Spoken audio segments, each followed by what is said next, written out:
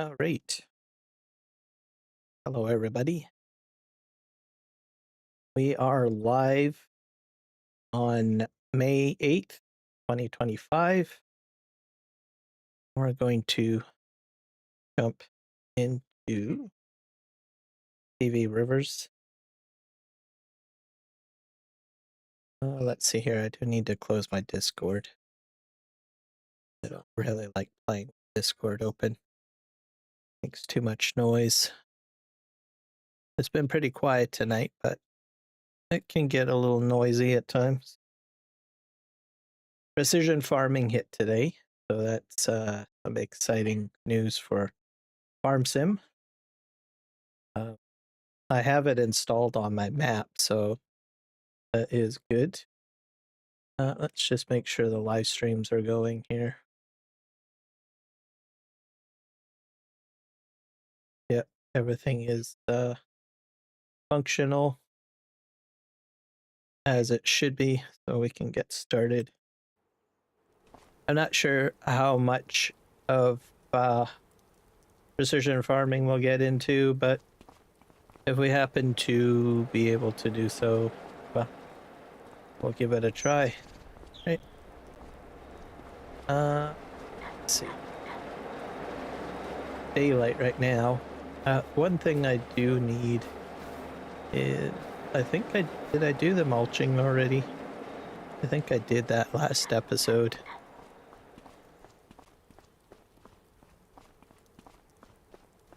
Yeah, have some crates over here. I do need to have to do soil sampling, really. Now, in the past, generally, you would just go out with the scanner and scan, but you can actually soil sample this way, I believe, somehow. I think you're supposed to be able to click on it, right?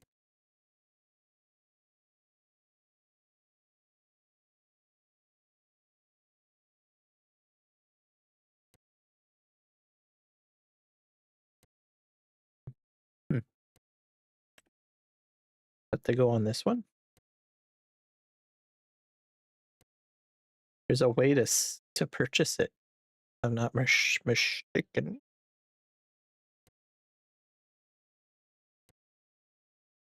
So distribution. I think I have to go to precision farming. Here we go. Yeah, you have to go to the precision farming tab, if I do believe. These are all, yeah.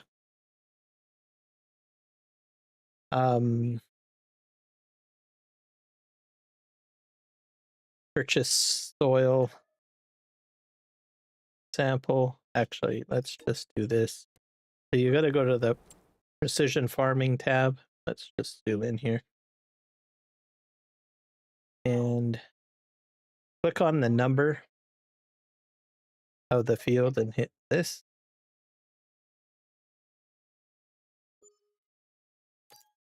Oh, wait.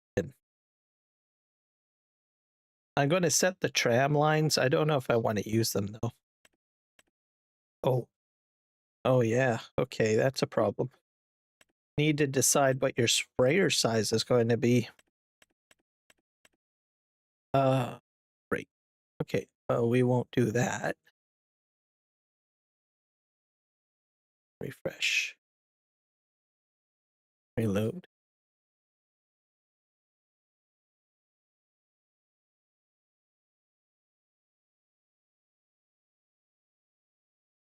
Let's hit next. Exit. So we'll do this one. We'll purchase this one. I think I own other properties too where I can do this as well.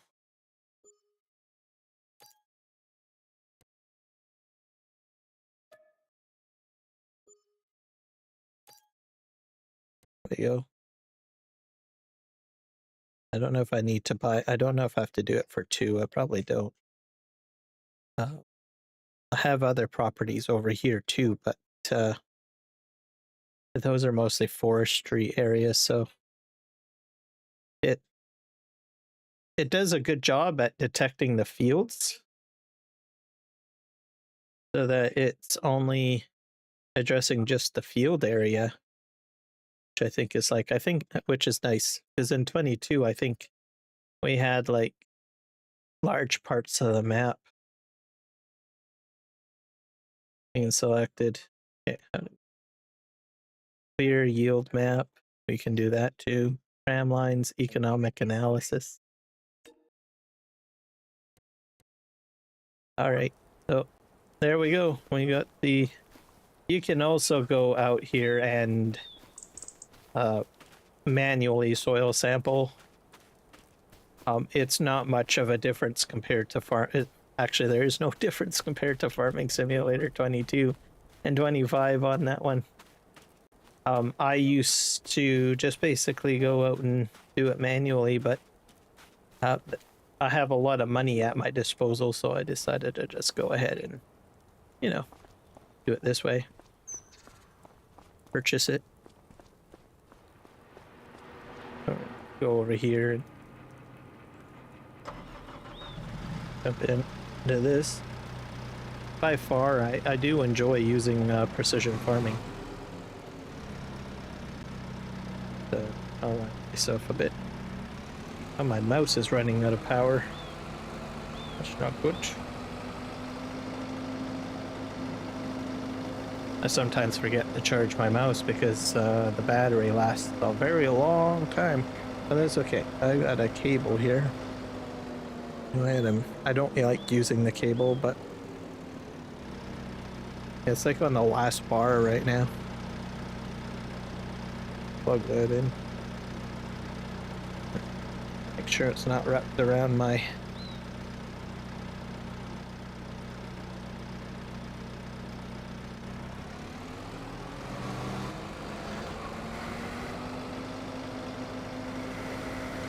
I'm gonna go ahead and try to clean this up a bit, because it's a bit of a mess.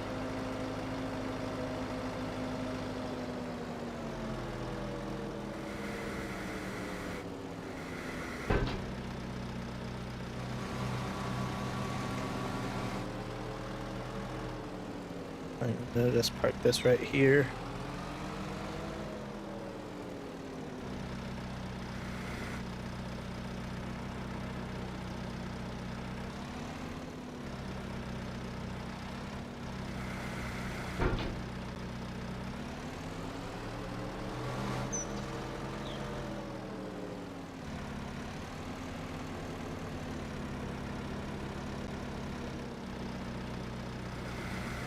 This. So my gameplay is up to 127 mods, I think.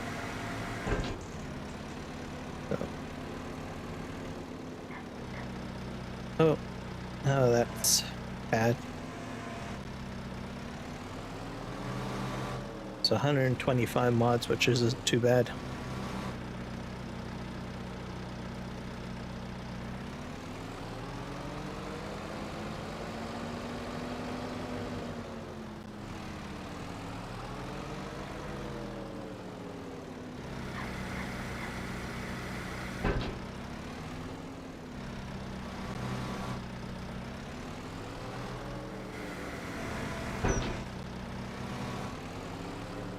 I do enjoy this forklift far more.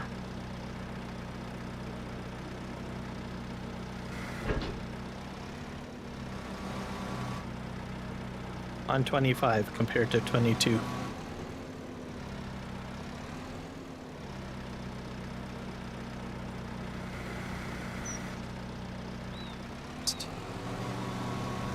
Try to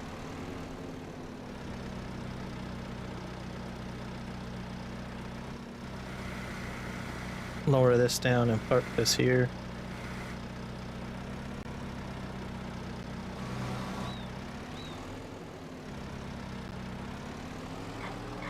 Most of this stuff will probably have to be moved or shipped somewhere.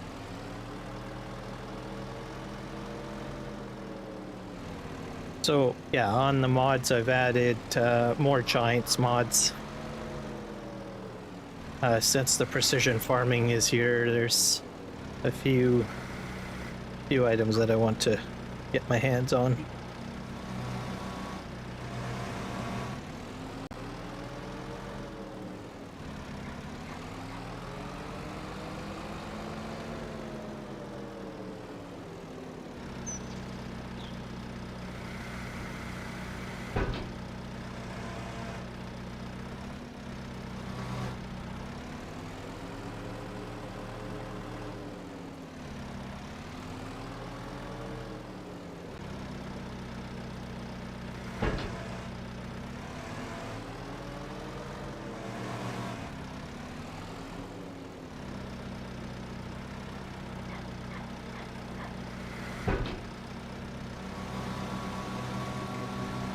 Put this back up here.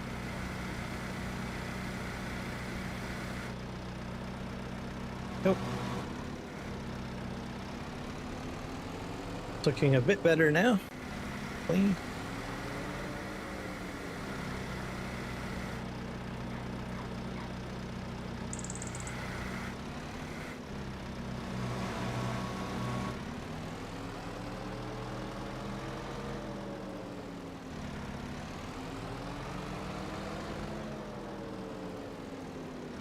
Go ahead and put this up here.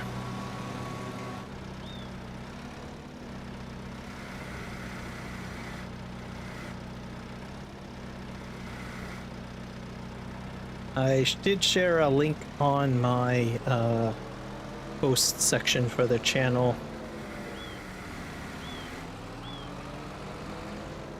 It's for, I think, Stream Elements. Yeah. If you want to get into multi-streaming and you're not overly technical, I mean, I hate saying that, but some people say I'm technical and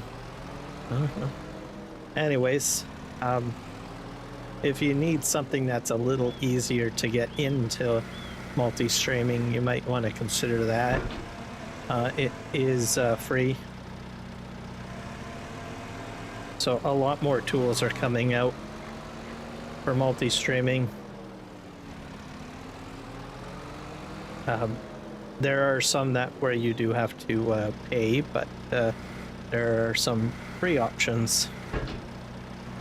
I wouldn't make sure you do your homework and make a decision on if that's what you want to do. Multi-streaming, build a community on more than one platform. Before multi-streaming became a thing, a lot of folks basically chose like a couple of days a week. So like as an example, you would have like people live streaming on one platform on Thursday, and then on Friday you're live streaming on a completely different platform. So that they can build audiences on different platforms and stuff like that. Then someone thought, well, since so many people are trying to do that, brilliant mind said, well, why don't we build tools that will help so that you don't have to multi-stream or stream every day of the week. So they created multi-stream tools. Now from my experience, each platform is different, so it may not be ideal for you to do that. Meaning maybe it might not be your cup of tea, right?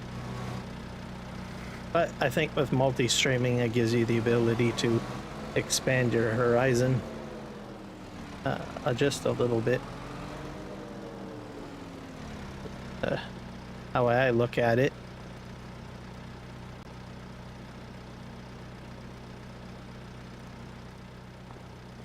So research it. There are for the most part, it's the same. Most platforms are similar with regards to setup. Some are a little simpler. Some have more tools, some have different features and stuff, so I would just do a bit of research. The other thing too is you need to make sure that your hardware can handle it, your computer system, I mean. Also your internet connection, because you're going to be using a lot of bandwidth. So just keep that in mind. And you may have a bit of a steep learning curve, right? I know when I first got started, I had to do quite a bit of playing around. I think we're going to go ahead and park over here. Just reverse this in.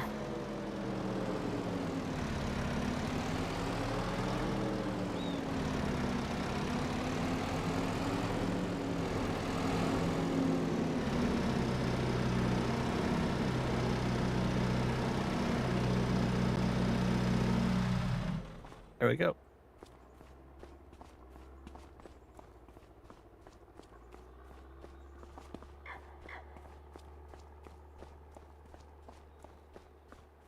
I think that went well. I got everything stacked over here because it did look like a bit of a mess.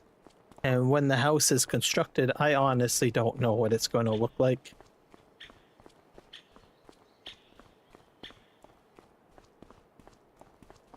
All right, done there. Sure if I have to do any. I think I did mulching already.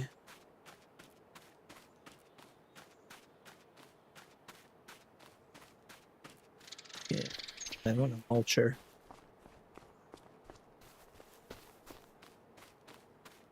Oh yeah, I was wondering if I can plant oilseed radish.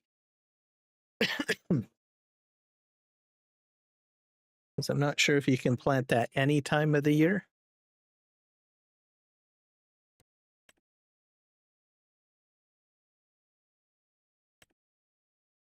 Let's see. Planting season.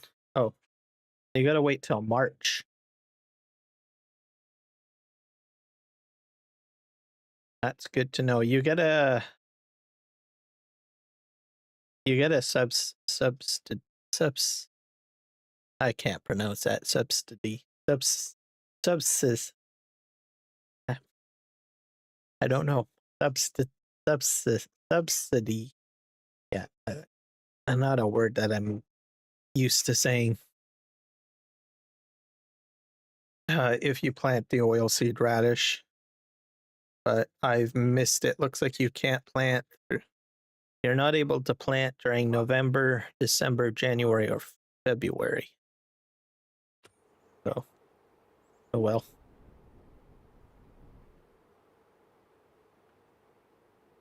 Let's see. We're over here.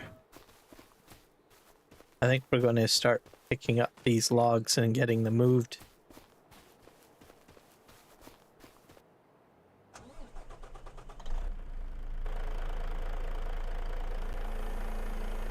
Get this loaded up.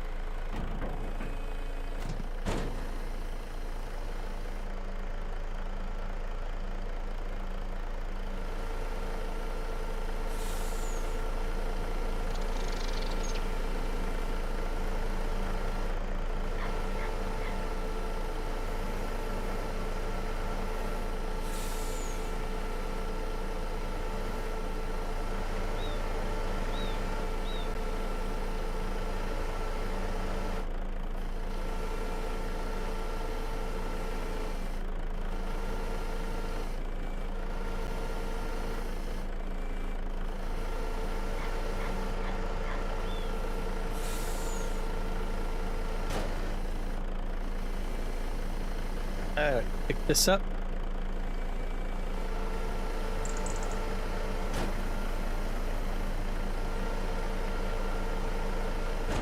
I'll have to see what I can do with paper and some of my lumber products, because I have quite a few of them growing. And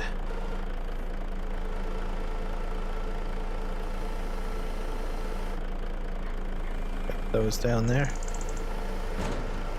And I might need metal. I'll have to look into that.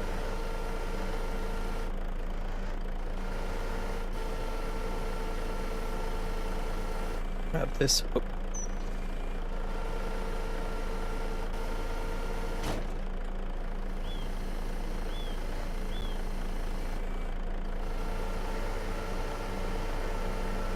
I might have to put a production down for metal, perhaps.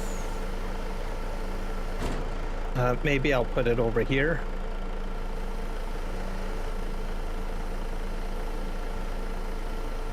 Since now I have some space.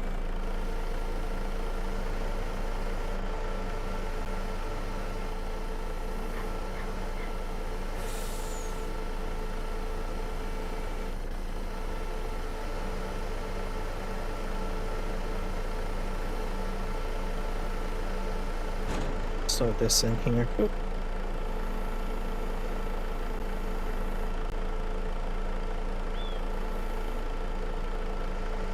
There we go. 4 logs loaded.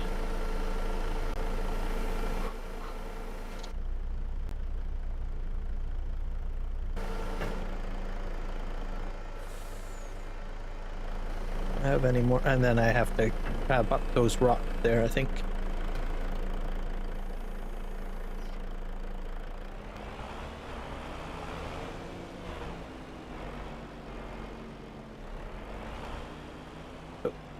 I need to load my Logitech software here.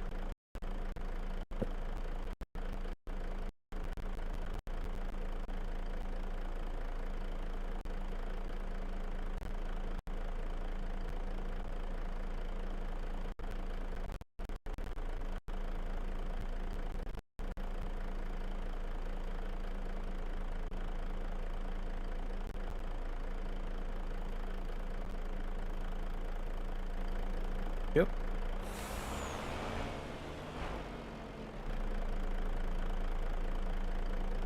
Let's see here.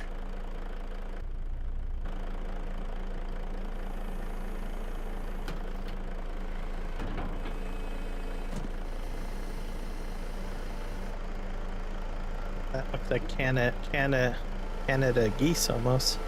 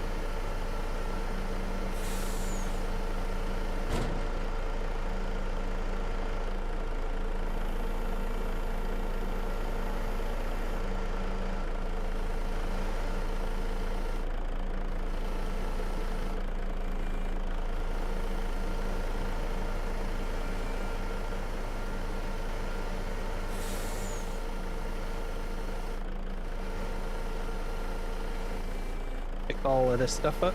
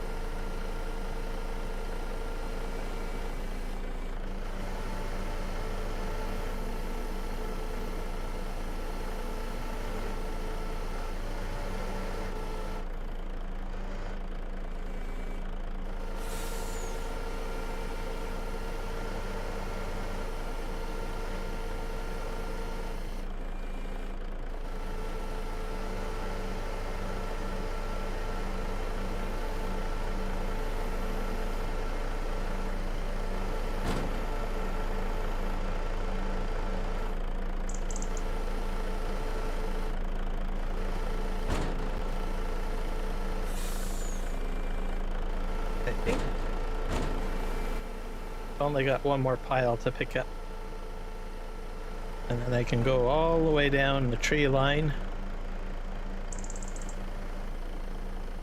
And take it all out.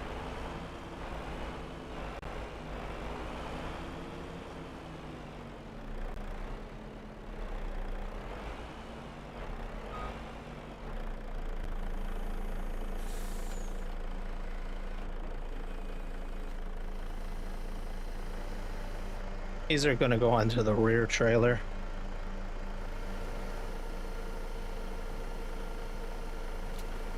There we go.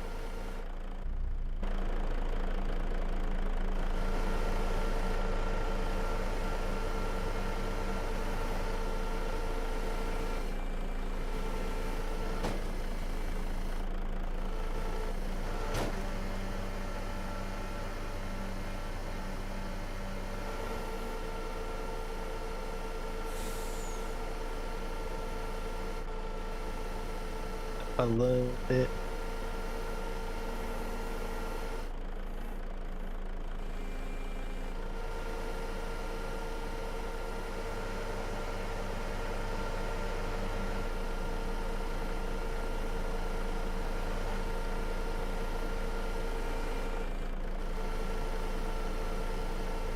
So today I focused on, I got some new coffee, or Peruvian coffee. I think I'm allergic to certain coffees is what I've come to the conclusion of, because they seem to react differently. I used to be able to drink like pretty much anything, but I've had types of coffee that make my stomach very upset or acidic. I've had coffee that just dries out my skin a lot. Some coffee that, I don't know, make me very irritable or grouchy.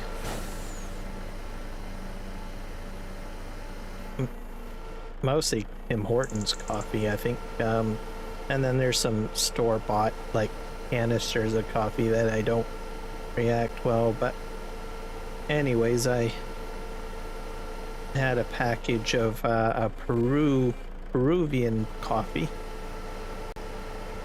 and drank it, medium roast, and don't seem to have any real reaction to it. So bonus. Also, it tastes fairly well. Like I can drink it straight black, which is good,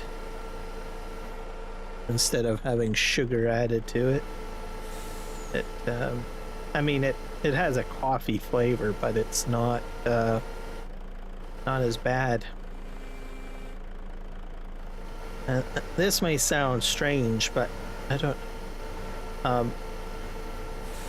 I think they did something with the Tim Hortons coffee. I don't know what it is, but it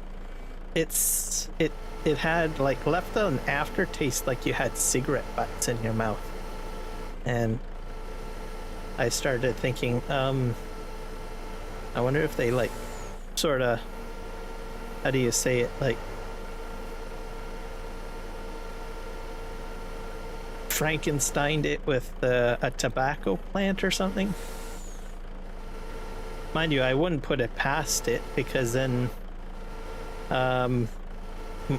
people that it might make it more addictive, is how I look at it. So I don't know. Hello Nick, welcome in. Anyways, it just tasted, it left a really nasty taste, like it as if I had like cigarettes in my mouth, or cigarette butts, or an ashtray in my mouth, or something like that. And they somehow, and that I noticed that like several years ago. So sorry for everyone that likes Tim Hortons coffee. Probably just ruined the experience for you now.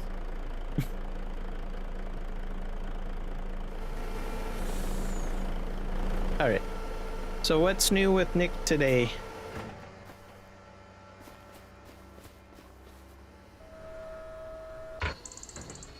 Oops, I should have remained in here.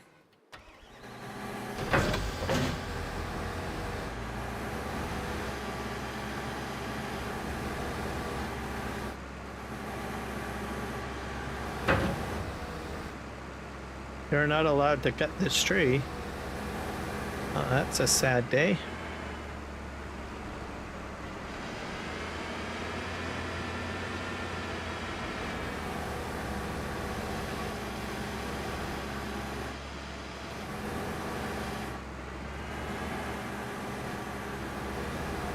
But yeah, that's my story on coffee.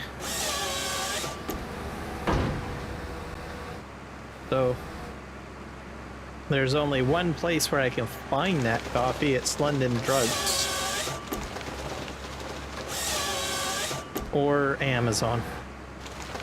Nothing. Just done my live stream. So that sounds good. How did the live stream go?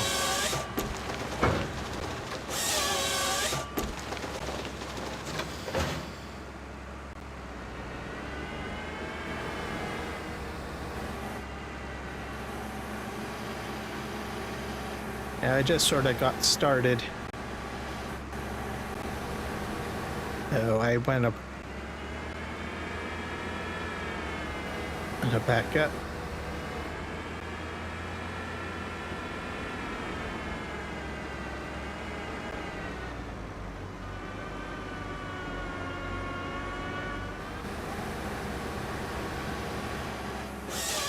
I think it's going to be a pretty quiet live stream.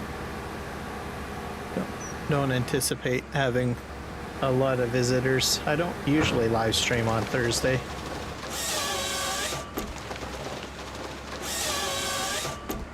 Usually live stream more on the weekend or Monday. It went okay? That's good. Was it a quiet live stream?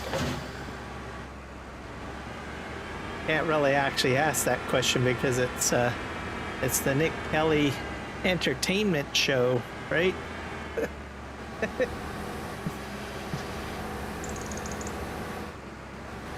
Quiet live streams are the opposite of what's required.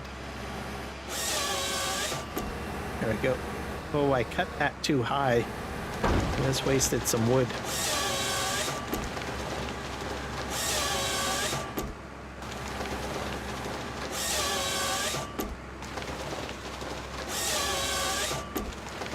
I didn't live stream on Monday, so I thought, well, I'll live stream today. Plus, Precision Farming was released today. Yeah, just. Oh. Yes, your live stream is never quiet. It's always active.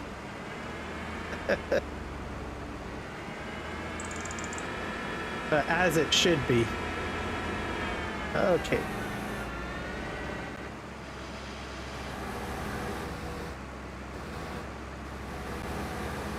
Come on, get on there. I probably went too far ahead. Ah, there. Lower this down. That's a bit lower too. Still a little high, but getting better.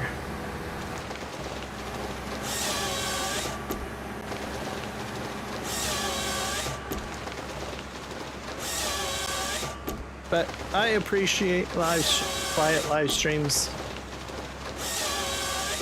Yeah. A bit peaceful.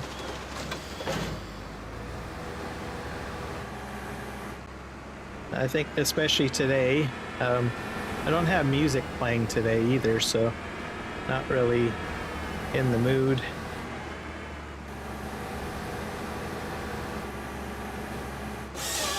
Let's see, that's a bit lower.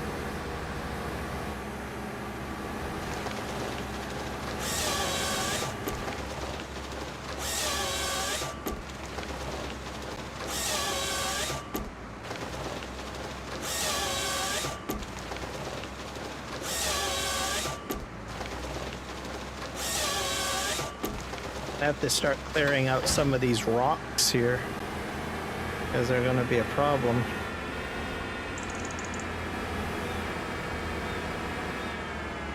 Okay, let's just drive ahead. Get this picked up. That was a far better cut.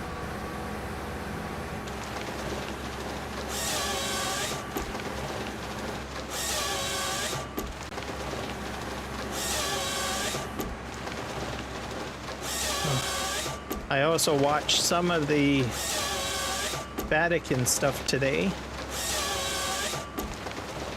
So we have a new pope, and he's American, and he did missionary work in Peru.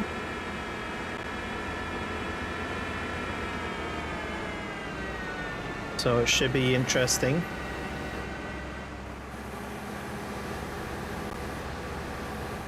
Just some fun facts. The Vatican is its own state, which means it acts like its own country. Another fun fact, it has its own centralized bank. So that means it has gold, it has money, has currency. Just in case people don't know about that. And a significant amount, I think, of gold and stuff like that. To fund projects and whatnot.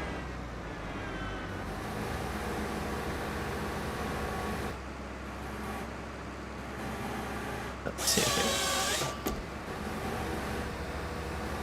So it'll be interesting to see how it will go.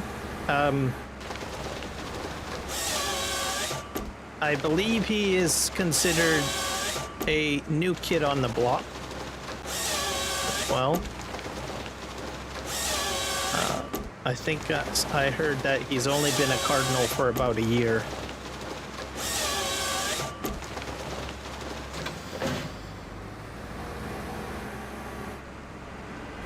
Pope Francis, I believe, when he became Pope, or when he was a cardinal, I think he was fairly new as well. So it kind of leaves you to wonder if, you know, they select usually new people to get new perspective on things, I guess. But we'll have to see how it all plays out. And I'm gonna go get this all cut, trimmed down.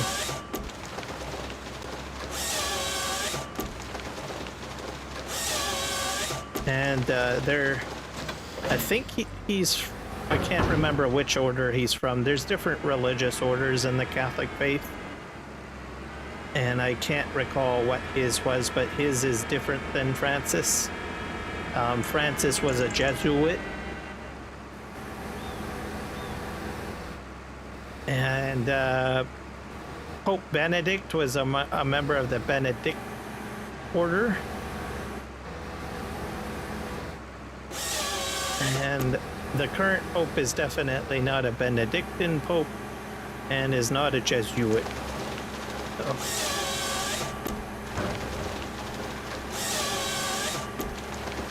I don't know when I think maybe St. Augustine. That's interesting. Let me think here. Let me look that up. I'm gonna just double check.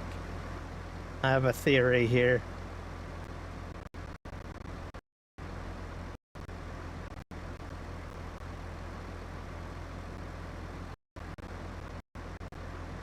Same number too. Leo the 14th he chose, which is the same number as Pope Francis. Okay. Pope Leo. Which order? Augustine order.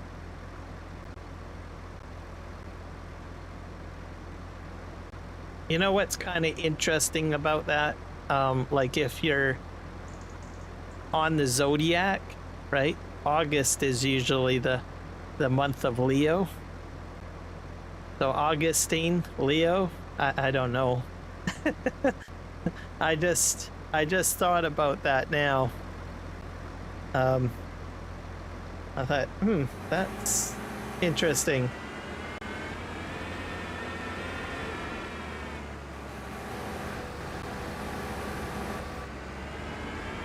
Not to say that that's actually the case, but it's something to consider. Some people that might actually, you know, follow astrology or anything of that nature might start to wonder on that. It's like, is there something to it? Augustine and Leo? The other thing too is that at least that zodiac sign is usually generally represented as strength.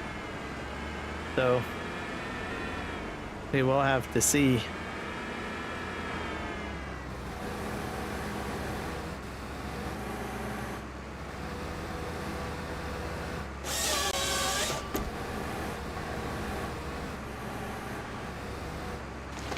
Oh, I made a mistake. There we go.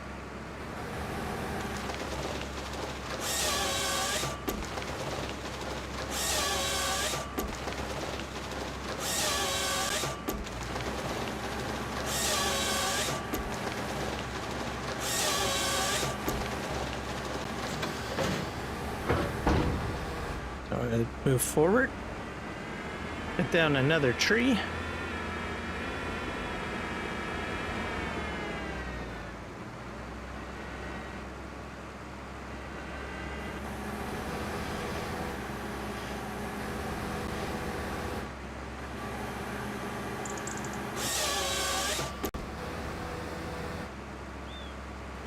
Gonna hit another tree, I bet. Nope, nope, I'm fine. I'm just gonna move this a little bit over here so I can operate machine around it. I don't want to go over the stump if I can avoid it.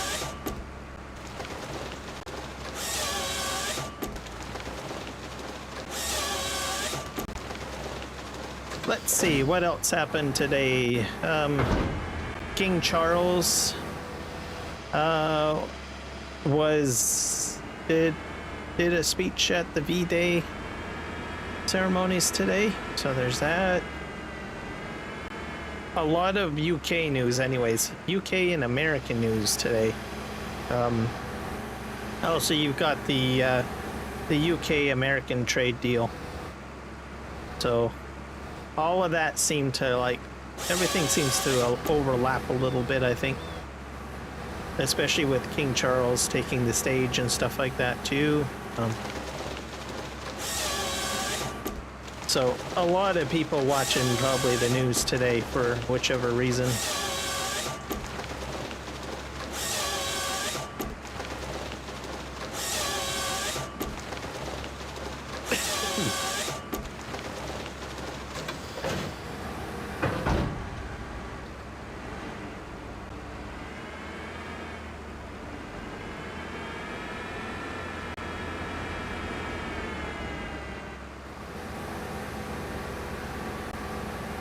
Okay, let's grab this.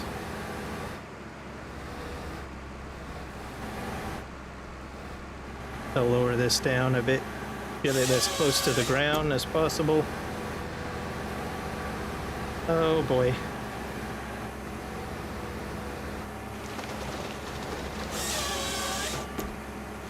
This one's a bit of a heavier one because I'm swinging a bit.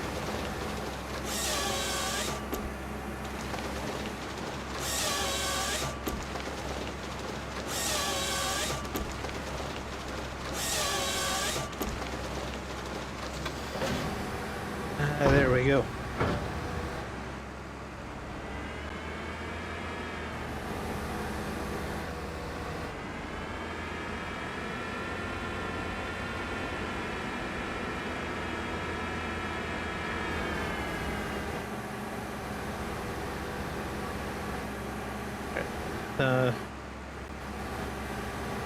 Move that in a little. Oh, nice. That was a nice cut there.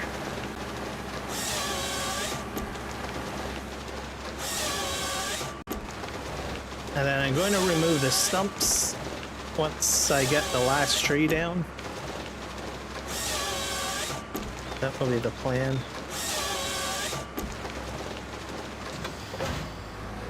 Which I think will be this one.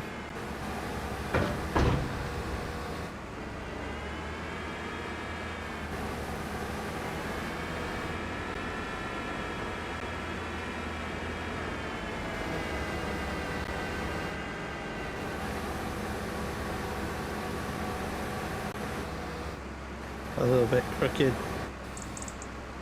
Let's see if I can lower this to the ground a bit more. There. I'm getting better at my cuts.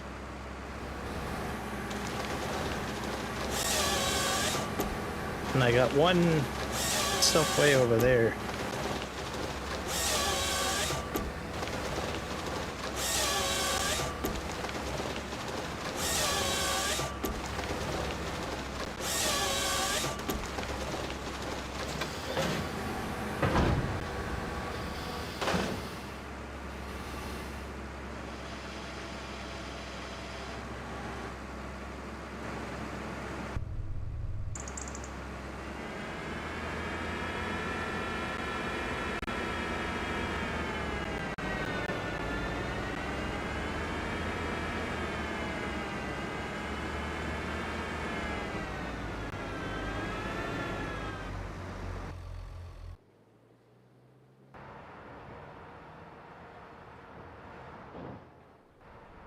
More stuff there to remove.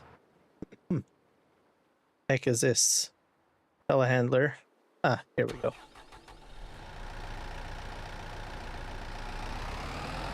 And I don't know why I can't cut that tree down. It's too bad.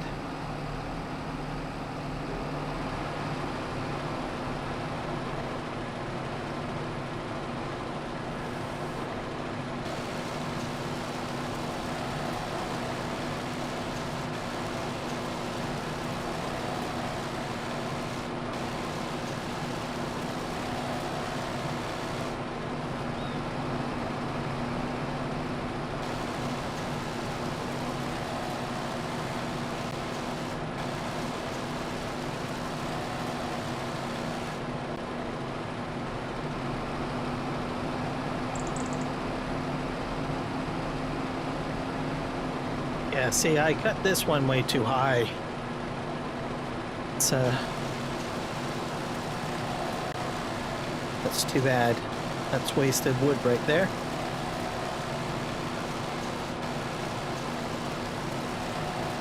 But with practice, I will get better.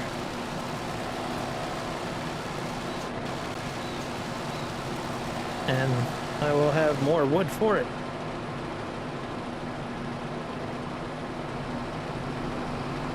I will also have to see if the lumberjack mod will eventually have like a sawdust mode added.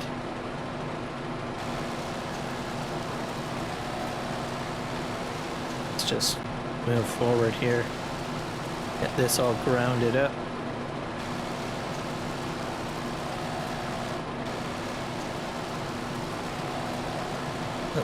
I got a window in the way here. Let's close that. There.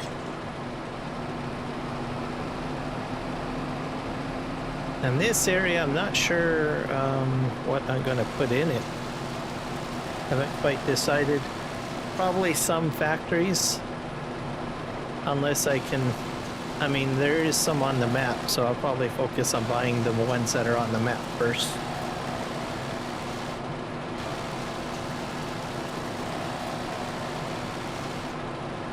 Okay, there we go. And maybe grass will be put in here as well.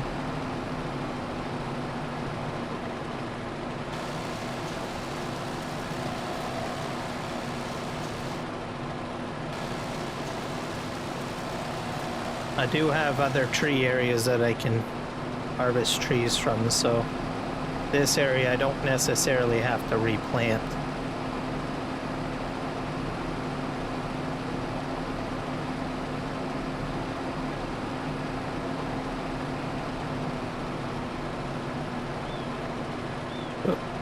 A little too far.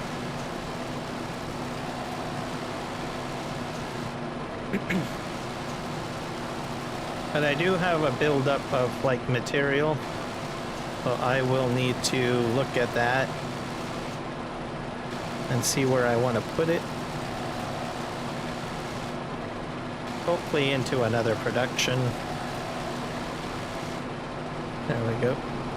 Once again, a couple of more trees that are cut too high.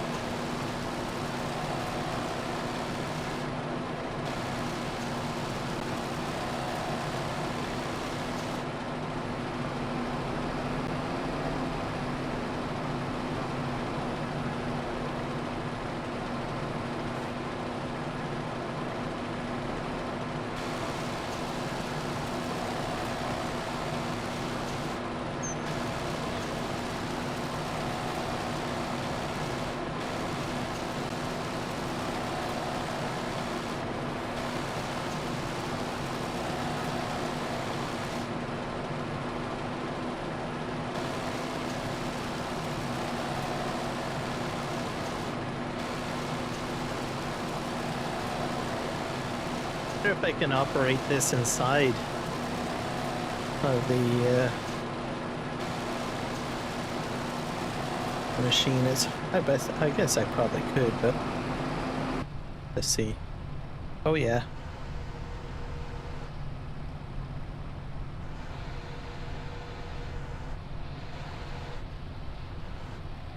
This is actually a little bit better, I think.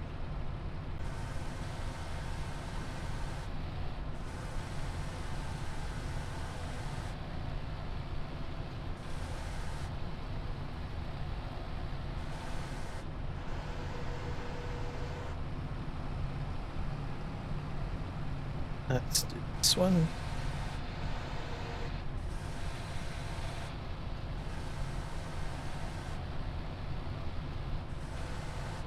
There we go.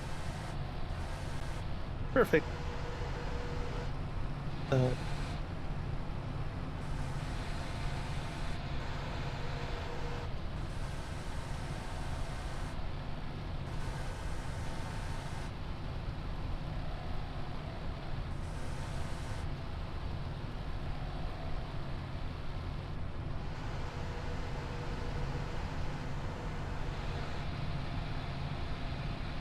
This down.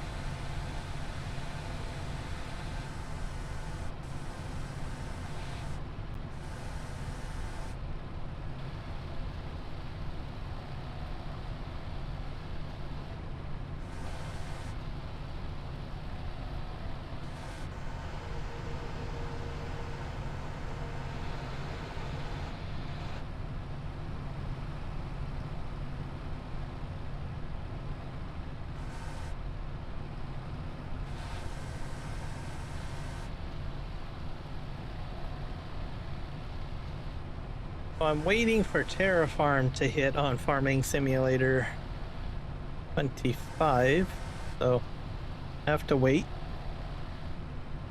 I think that would be really phenomenal if we get when we get a release of that. I'm waiting for that. We'll see. I can't think of anything else that I'm really looking for. I do have to see if there's any 82 Studio mods released yet. I haven't looked at that much. I'm not even sure if he's even working on the mods or something. There's custom modding as well. I'll have to look at what they are doing.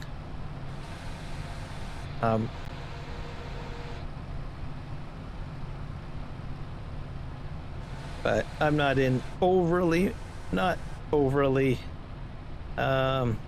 concerned yet, because I'm just sort of getting back into Farming Simulator and figuring everything out.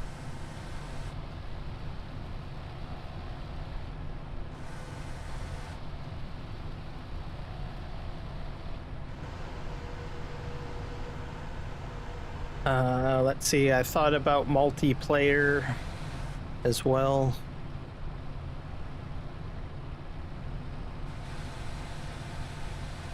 So I did look a little bit at ArgZ Gaming's multiplayer community just to see what they've got cooking over there. See if I maybe want to jump in or do something on one of the maps. The best thing about multiplayer servers is that, you know, you can kind of jump in and kind of experiment a little bit or try different things. Like if you don't want to get into a whole game play session or whatnot, jumping in on a multiplayer is a good way of doing that.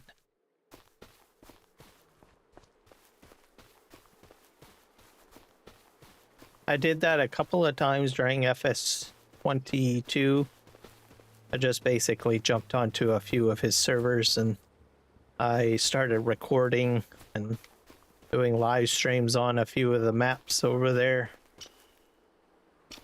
So we'll see. I'm just kind of hashing through my brain different ideas. So,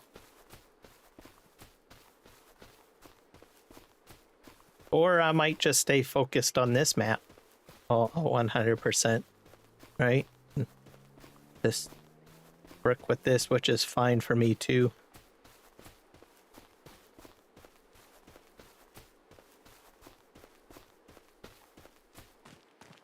So, I have to think on things, on what I want to do. I think during Farming Simulator 22, I was more focused on on things, and I knew exactly what I wanted to do. But right now I'm kind of like taking it day by day, I guess, sort of mentality.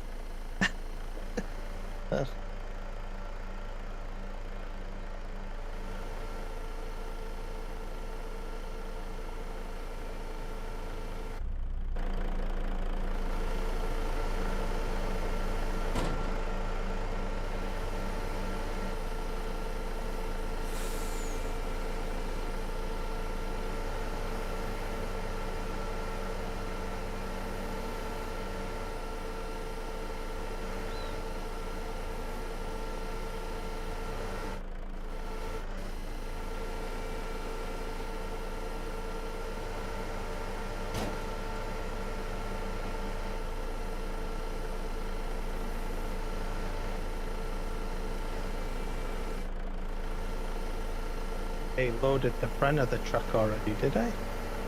Let's see, probably did. I probably should strap that stuff down too. Get this on here. Yeah, I did. Oh, and I can still put more room on the front too.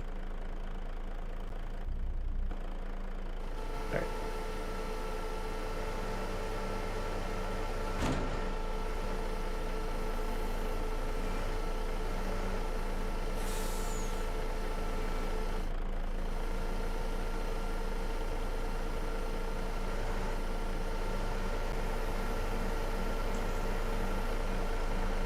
And this week I also posted another video of a fire.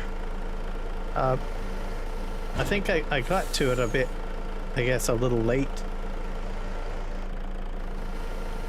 But yeah, there's good shots of showing the crew compared to the other video that I had.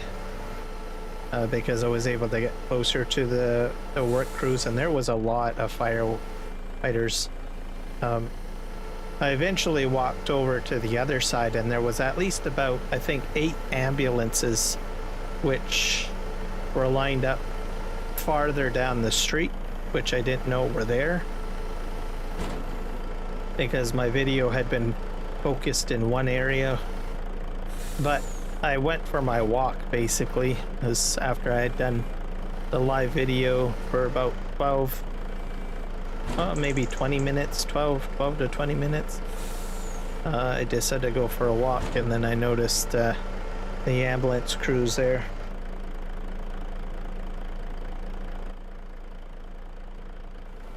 But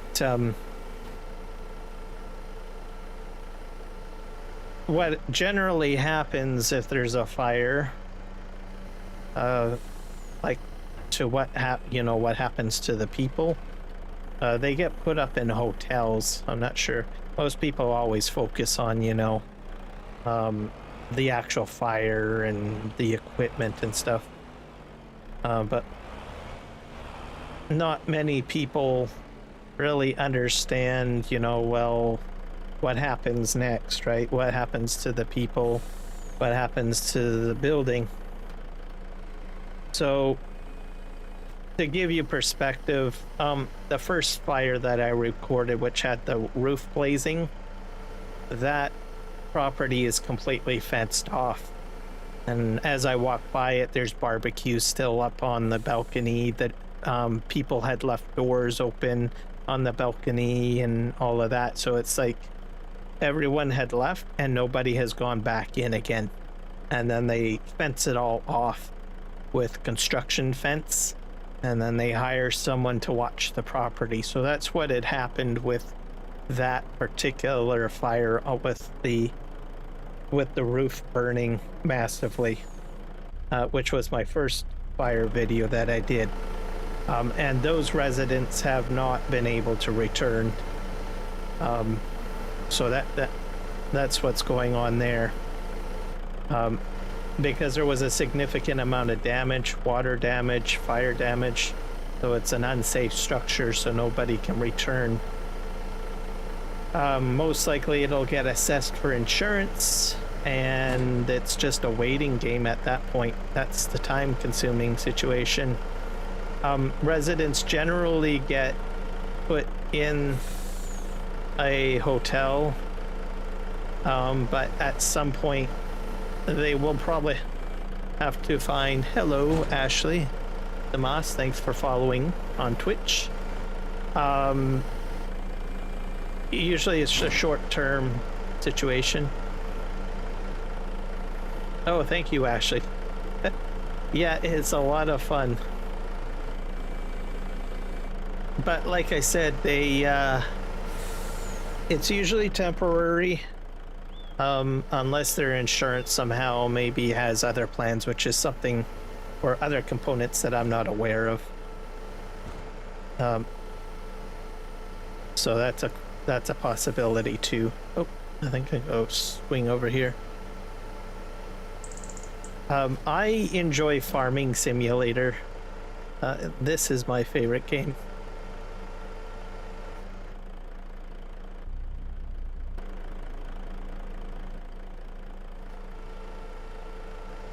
Ah, I hit the wrong button again. There we go.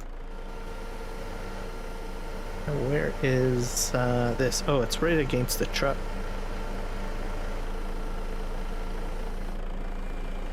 There we go. Anyway, so where was I? So yeah, that's the situation with that building. Now, as for the most recent YouTube video that I did, that I posted on my YouTube channel, which you guys on YouTube can check out, that's a different story. So the entire 6th floor basically was impacted. So what happens is they evacuate the people, and those people get put up in hotels. That's sort of how it works.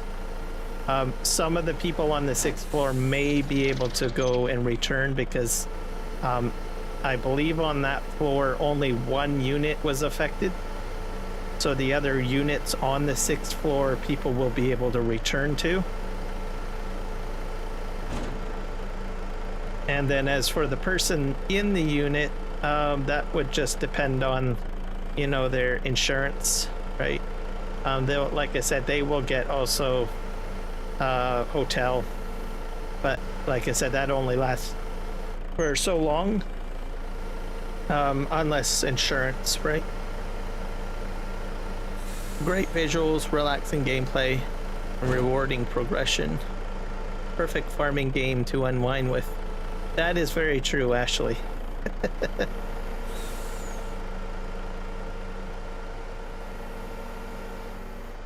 Oh, just to let you know, Ashley, because you're kind of new to my community, I actually live stream on 3 platforms. So if it seems like I'm just talking to nobody, that's not the case. I'm talking to people on Kick. I'm also talking to people on YouTube as well, vertical and horizontal feeds. Oh. There is no character in Farming Simulator 25. Doesn't work that way. There is no character selection. You get like basically one avatar and that's it. So but if you're talking about equipment, I'm a person who prefers let me see, I do like the logging equipment, and I'm also like a mixture of John Deere. Actually, I think Kloss. I like Kloss equipment the most, I think. And Case. I do like Case equipment. Okay, let's pull that up. Oh, I missed a log. Darn it.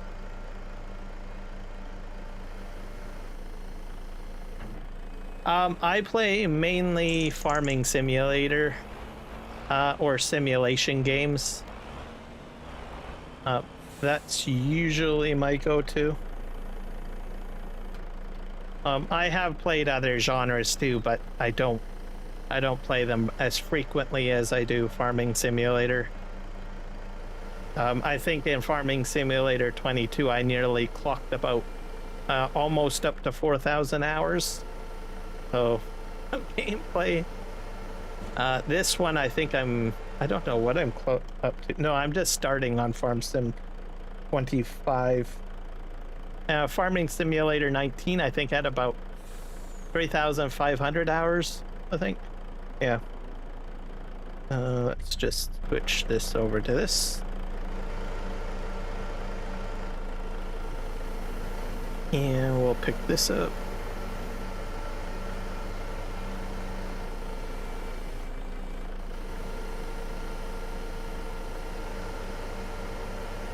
I don't stream daily, no.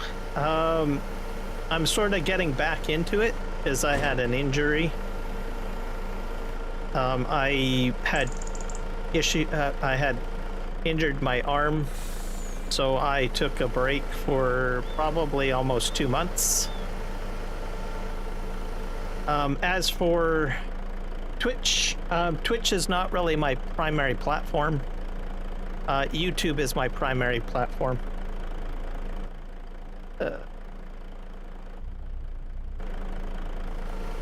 So I only started on Twitch recently, and I also started recently on Kick, because multi-streaming has just sort of, how do you say, kicked in. More people seem to be multi-streaming these days.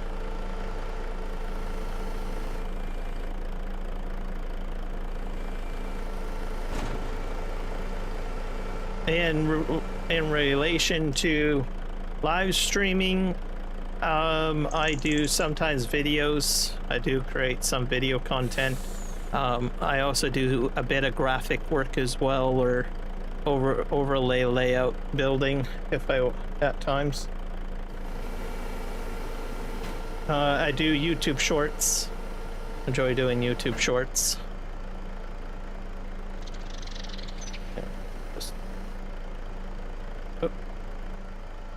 That out. I need to hit L. Oh.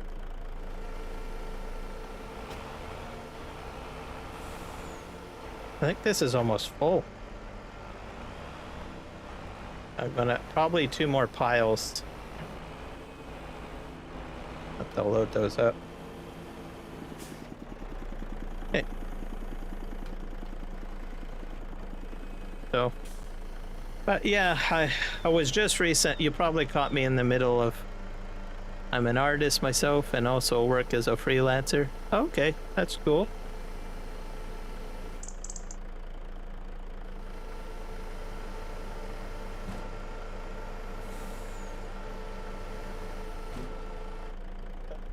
Just switch there.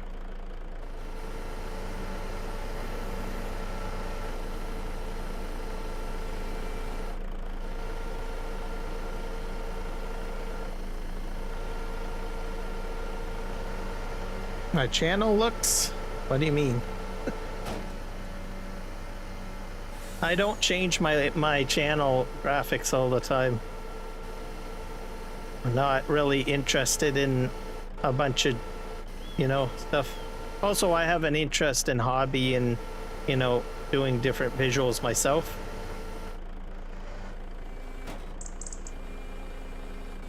Just, I find it relaxing as a hobbyist.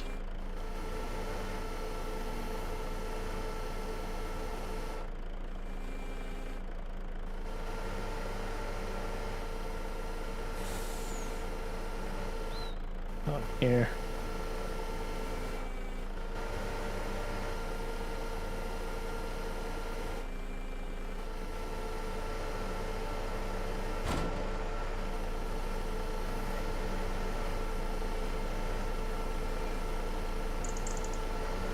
Load this up here. Didn't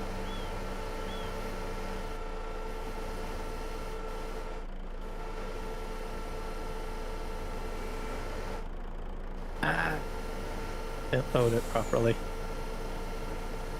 There we go.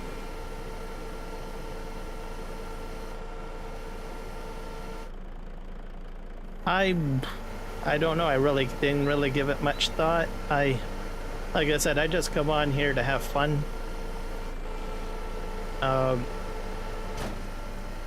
And for the most part, I generally just have conversations. That's pretty much all that I really do, and talk about farm sim. So sometimes I talk about politics on occasion.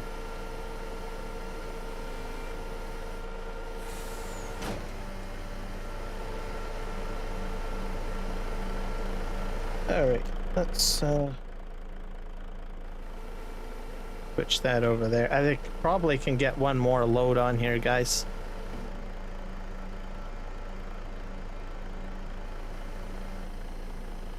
No, not particularly.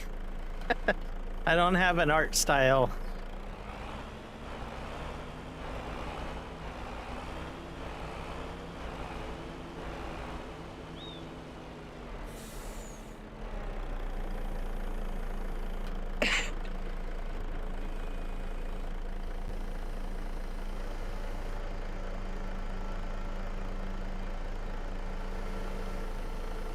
All right, let's do that.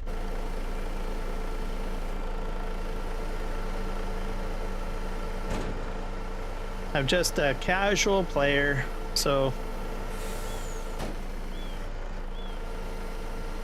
I understand that. I think you're probably trying to find out if you can get me to I don't know, get on board with arts and stuff like that, or to peruse, you know, upgrade my channel logos and stuff.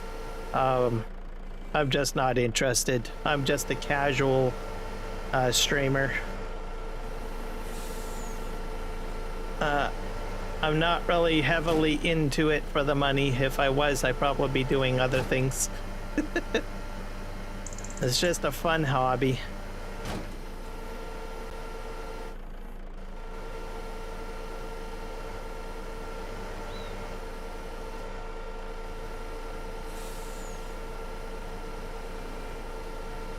Okay, there we go. Put that there.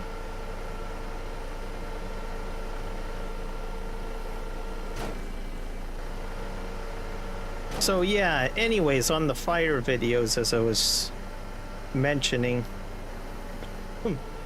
I think on that last fire video that I did, most of the people will be returning, which is a good thing. But I had a conversation off of recording with a guy, and we were discussing the difference in construction between the two buildings. And oh, come on, get off there. It's stuck. Oh. Anyways, one is made of pure concrete, which was the older building in the most recent video, and only one unit was affected. But in contrast to the first video that I did, there was a lot more damage to that because but it was using more modern construction material. So I thought that was interesting, but at the same time concerning, because there is a lot of building projects where I live that are like apartment condos and stuff. So it has me concerned that it could potentially cause damage to multiple buildings with the type of material they're using. So I get concerned about those types of things.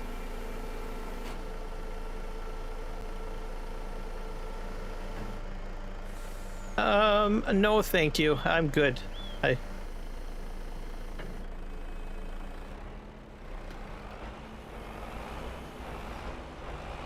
let's just pull ahead. I think this is a good load.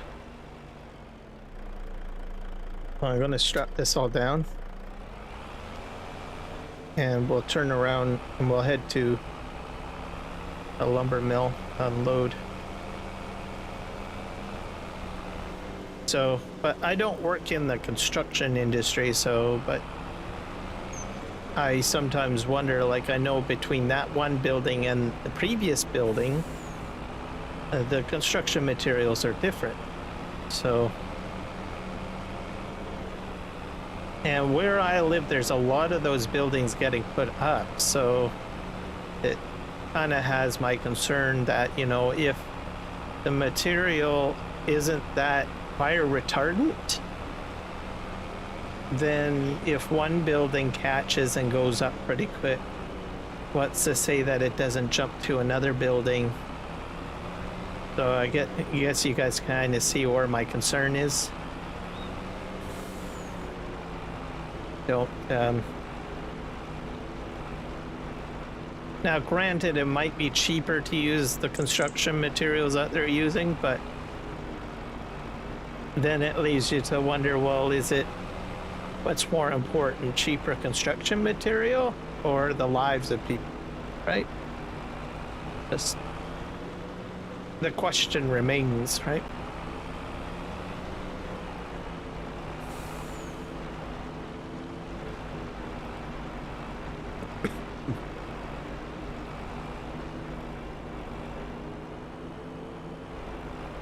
Now, I think also sometimes people are not really being that safe. They take things a bit for granted. At least, well, in my city anyways, where I live, because I've noticed that in the last, 15 years, there's been an increase in fire truck noises and stuff. We're gonna go this way. I think I need to dive in here. I think we're going to put this inside this paper mill. There goes the train, everybody. Put that there. And I need to go up this walkway.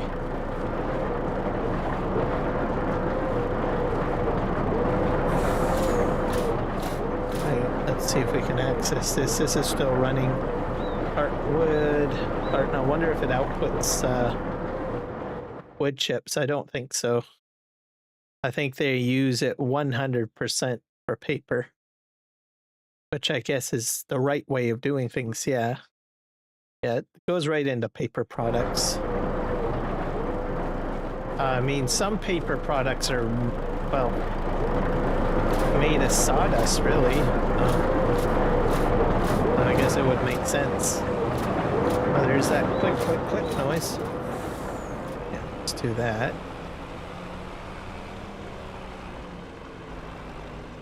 I think we'll just sort of line this up over here. There we go. I'm going to need to see what I can do with the materials that I have.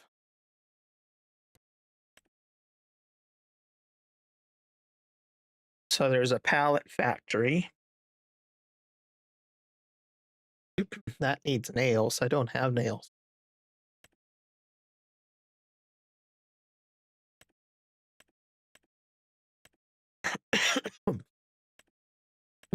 Excuse me. Charcoal.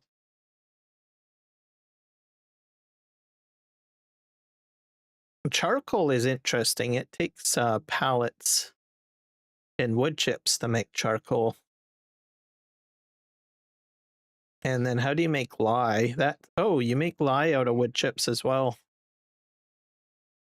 So that's good to know. But I need pallets first. We do have a pallet factory somewhere here. Pallet factory, that requires nails. I do not have nails. Pepsi. I can buy the playground. That will mean that I can put planks and long planks in to sell toys. We have a steel factory, vodka factory. Wagon builder is interesting, but I don't have fabric material. So I think what we will do is we'll buy the toy factory. Where is the toy playground maker hall, I guess? Let me just visit that, see where it is. I'm way over here. Let's bring up the map.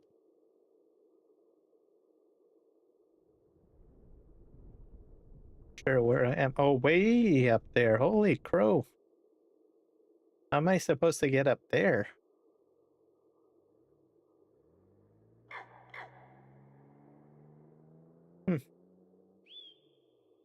There's a bridge too that I have to build.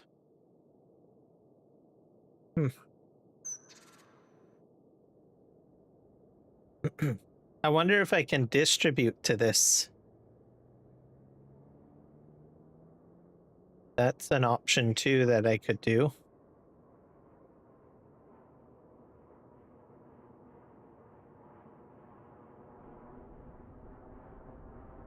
I'll try that. I will try distributing. Let's just jump over to my sawmill. And we're going to need to auto distribute, I think. So I think it's planks.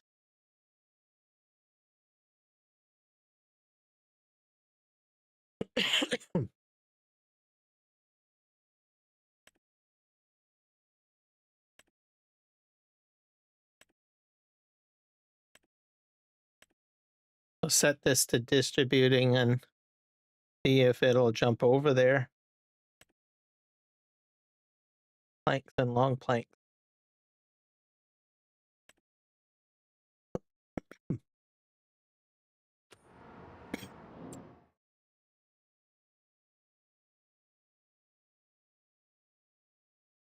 I'm not sure if this is on a time limit. Does anyone know if they move over at a certain period of time? I have a lot of wood chips too.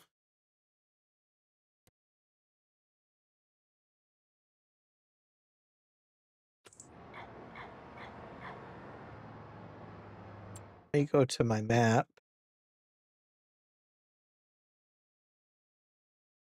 'Cause there a way to tell which building or which workers production? So loading stations.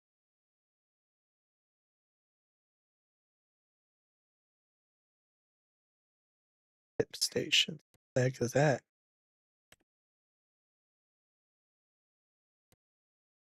Pallet factory.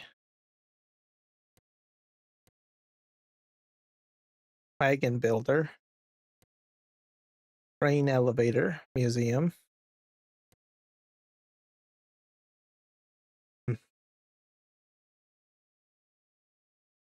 I'm not sure if there's like a what's this train? Yeah.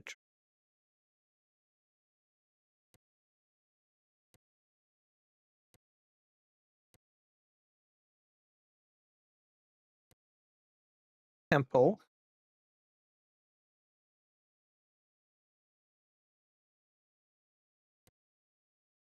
Steel factory. Oh.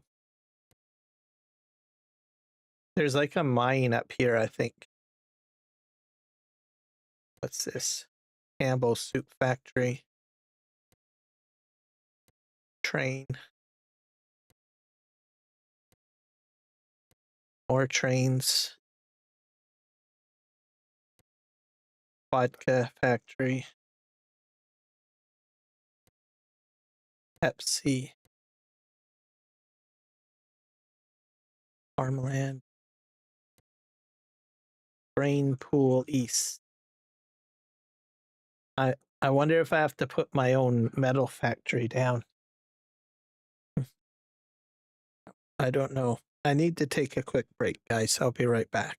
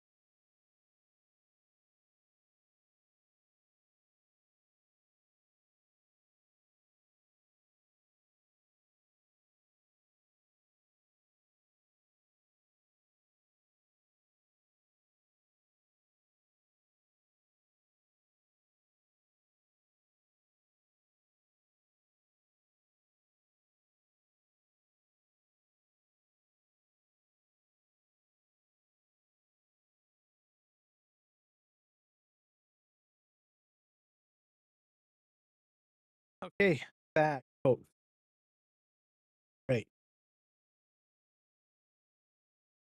I think I need to put down a metal factory, guys.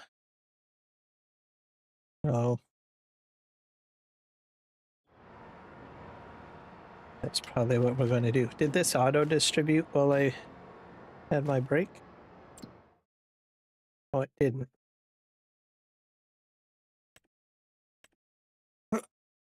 Yeah, I'm not sure how distribution works.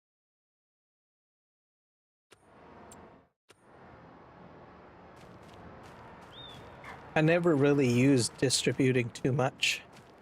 Not even in 22. I used it a wee bit in 19, I think. But I just said, no, I'm just gonna universal auto load or something like that. It's getting dark, so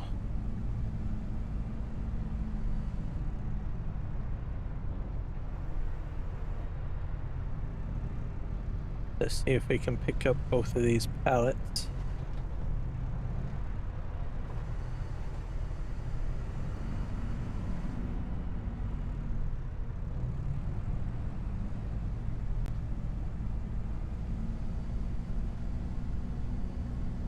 It's quite possible once I get this cleared off, maybe they'll auto distribute. I don't know.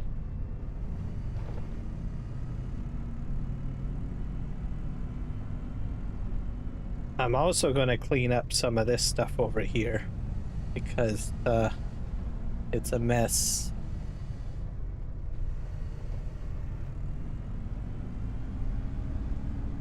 I wonder if I can pick up this. Kind of antiquated, I think.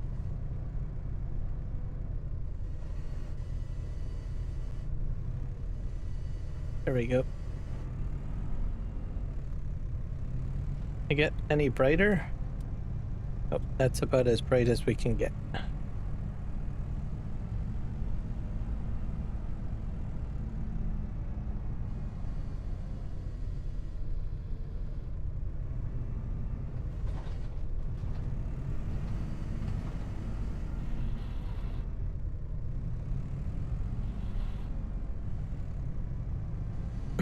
Let's go ahead and pick something else up.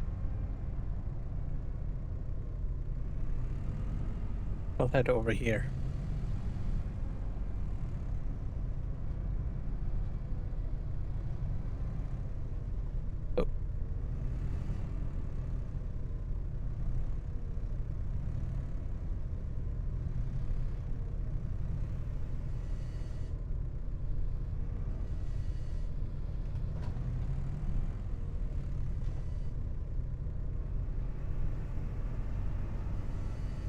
Oh.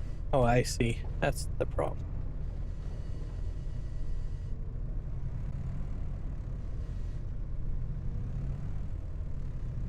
I get this next one?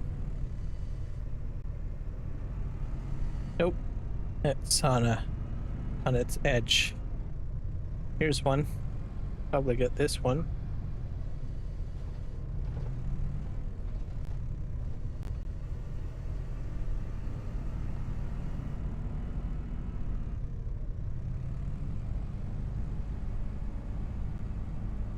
Or I'll go drop this off.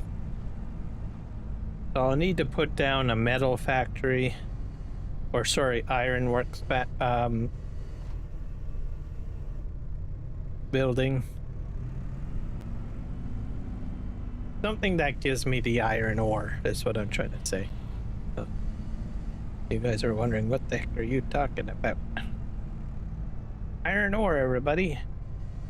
Because I need to start making nails. Okay.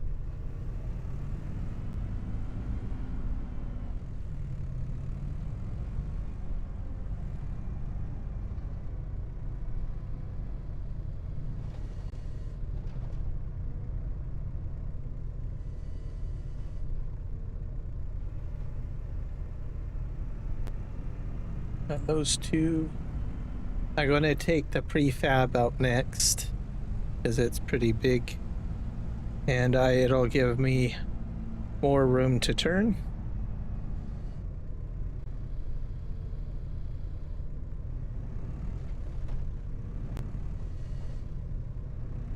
Uh-oh. You stuck on me?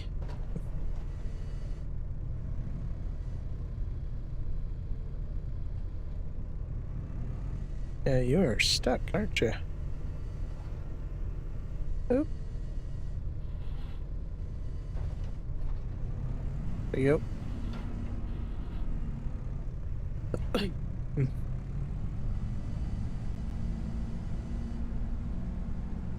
Get the prefab next.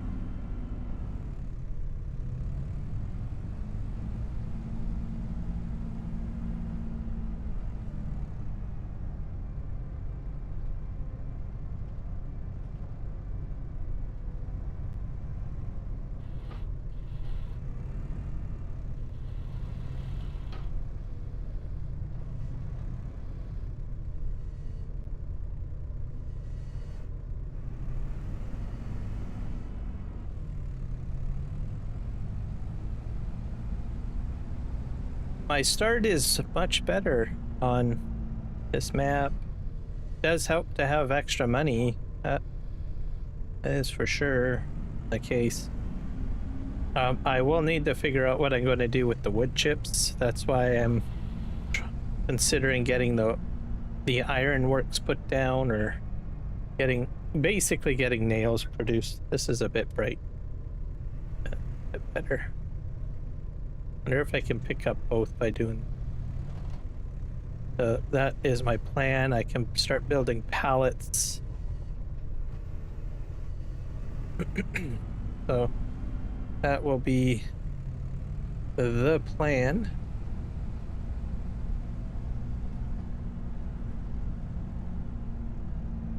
We're going to end up buying most of the productions and getting them operational. And then there is productions that I will need to build myself. That is something else to be aware of. Just spin around here.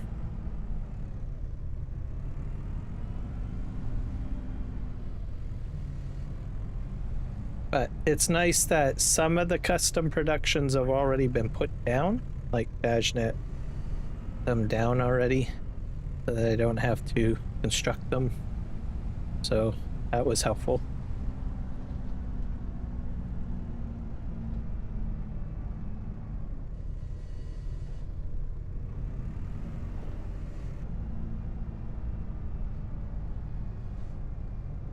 So let's see if we can grab 2 of these. Can I pull that out? Nope. All right. No big deal.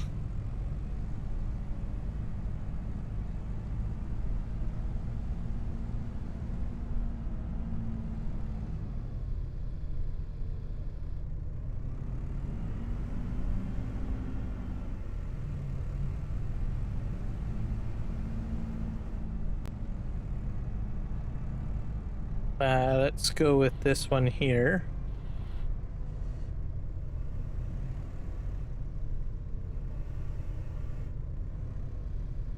Actually,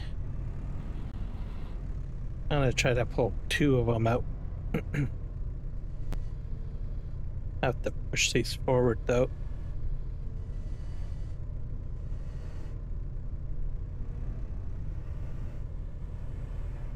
There we go. Beauty of telehandling.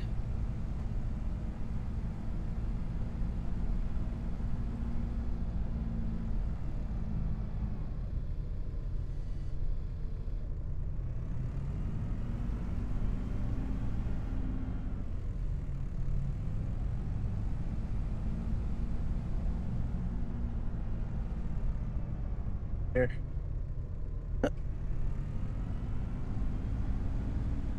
I think I have to go in on another angle to get the rest here. There we go.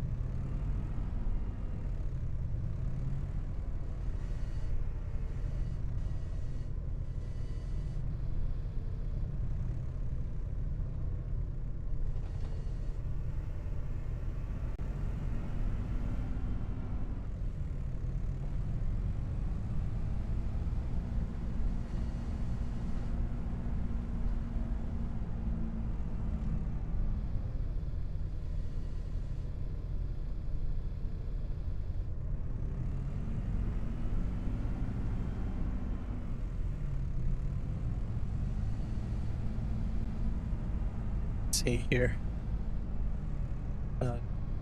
Grab this bunch. That works. Those are gonna fall, aren't they? Nope. Nope, they didn't. Good.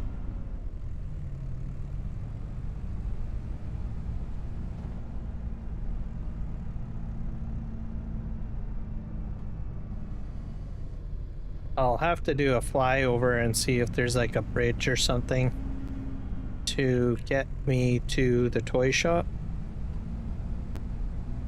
because if auto distribution doesn't work, then I'm gonna be in deep doo-doo.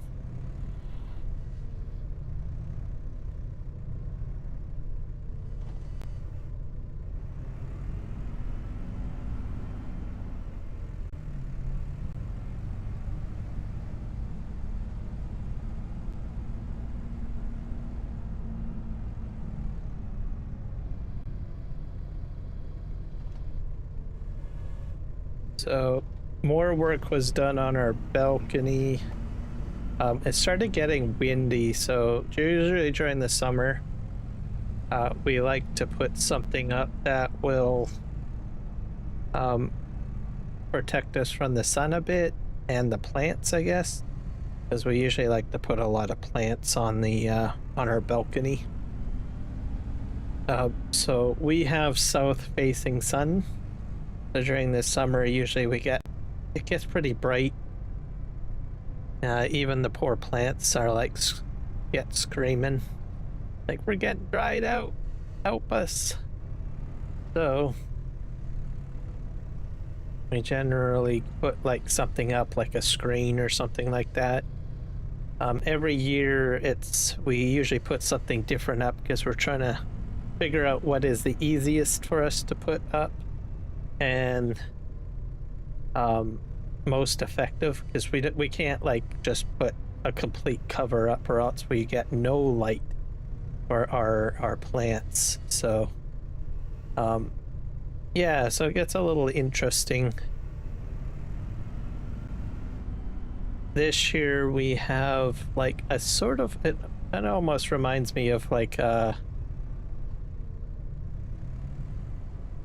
what do I want to say? It reminds me of like almost like a shower curtain, sort of. But it's not a shower curtain. Like one. Meaning that, you know, on a shower curtain, usually at the top of the material, there's these little holes for the hooks for a shower curtain to go through. So it's like that, basically. So we have that put up, and then we have it was put in half, and then there's like a stick that goes along the bottom because it doesn't go all the way down, because like I said, if we had it go all the way down, then it would limit the amount of sunlight getting into where our plants are. So but because of that, if we didn't put like a stick, which is basically a weight, right? It would be very windy. It just end up flapping everywhere. So we put a stick in that's like a counterweight, and we can tie rope onto it to hold it a little tighter, so the drawstrings go right down onto the balcony railings. And it got, the interesting thing is that we put it up and we had wind, quite a bit of wind, so it did fairly well. It took the beating, which I thought was pretty cool.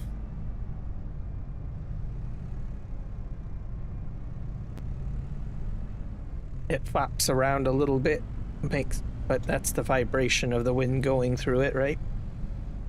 But overall, we consider that a win right now.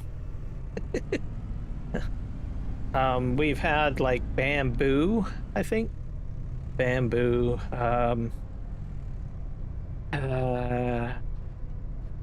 awning. I can't remember what you call it, but anyways, made of bamboo, and then it just falls. It acts as a sun barrier. Pretty sure you guys know what I'm talking about. But that gets beaten up too, and you know, it gets wrecked. So decided not to do that. And then last year, I can't remember what we did last year, but we didn't reduplicate last year's. And then we have also a large umbrella too. Sometimes we put that up.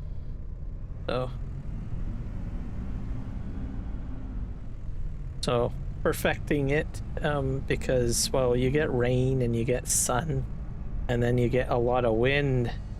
You get all sorts of different elements, and it doesn't always work out that great. So we always keep on thinking of new ways of doing things to make it better. Am I going to get the both of these? Nope.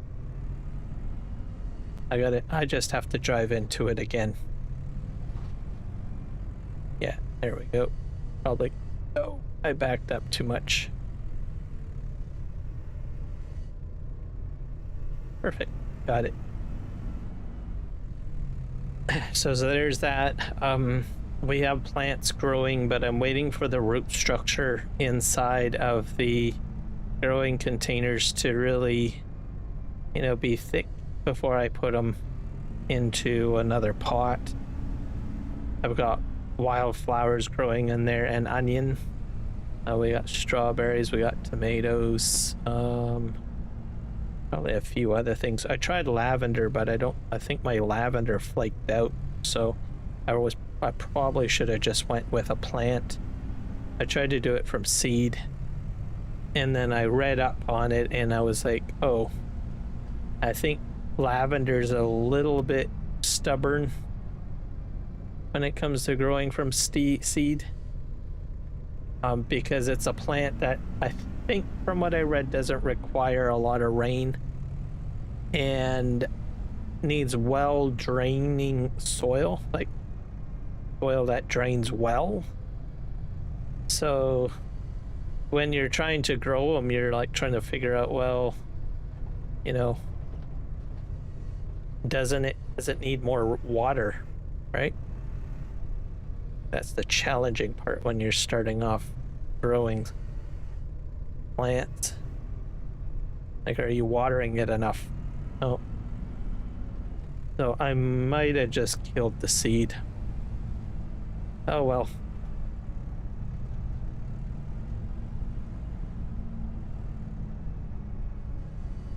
But there is a lot of, our garden area store has a lot of lavender plants. I should have just went that route.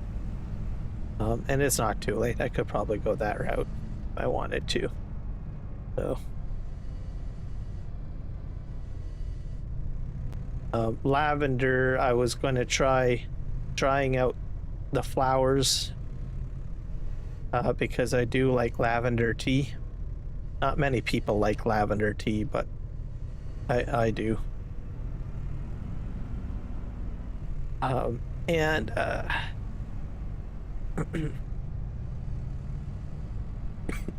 excuse me.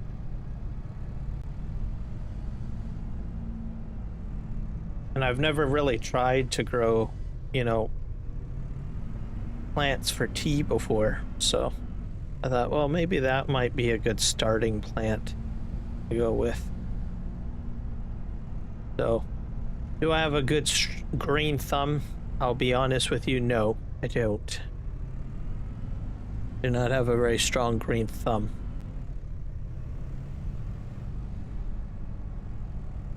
All right, here.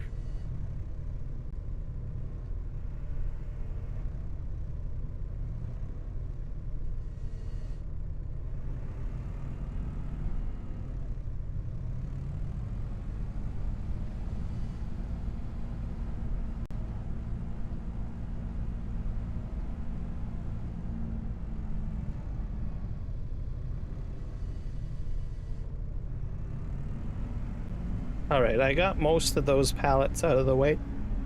I'm gonna just clear off the spawn point. That's good enough. I can always do more another time. Well, we just really need to get this cleared off. Right here. I think I'm just gonna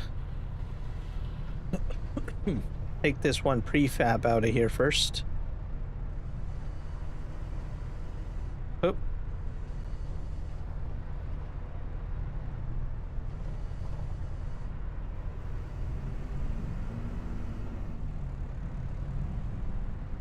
Yeah. They've got... Oh, darn. That's hilarious. Hey, can I go in like this? Yes, I can.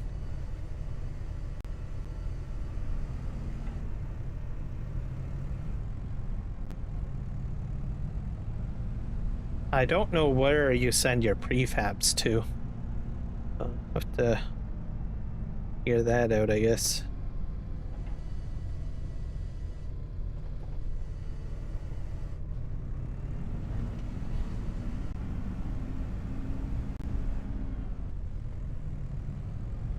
We're in the month of December still, so it'll be January shortly.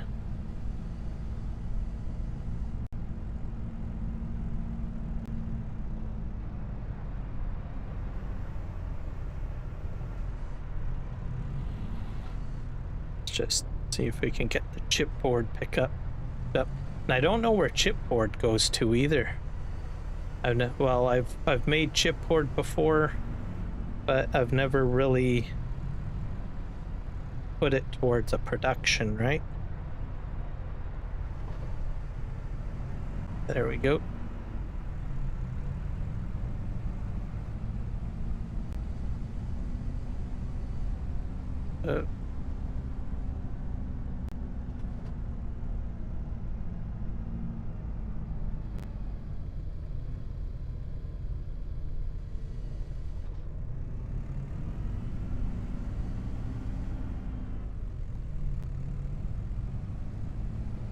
So I'm going to try planting oilseed radish.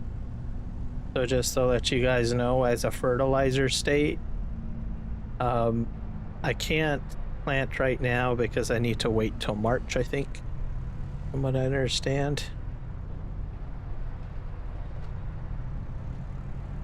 So let's see if we can pick up a lot of stuff here. Yep. What do we got on board? We've got wood beams and prefab walls. So it looks like it's possible that it's auto distributing. Just putting that out there for you guys. So I will have to see. I will have to check the toy shop.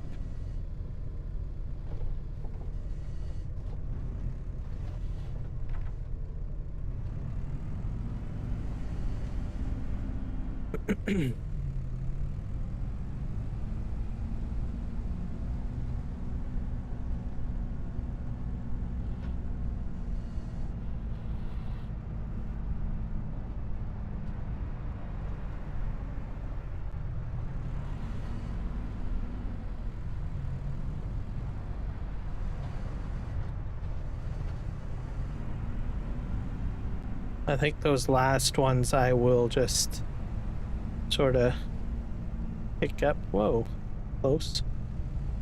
I will just pick up on my own. Might be able to get all 4 if I do it right.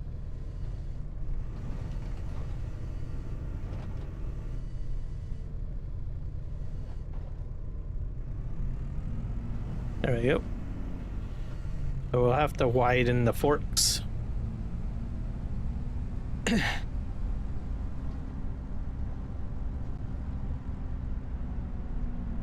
And the rest of that pile I'm just going to leave as is. I'm not going to bother moving those. We'll do that another day because I'll be back over here for sure. Did I do this right? Nope. I've flipped that over.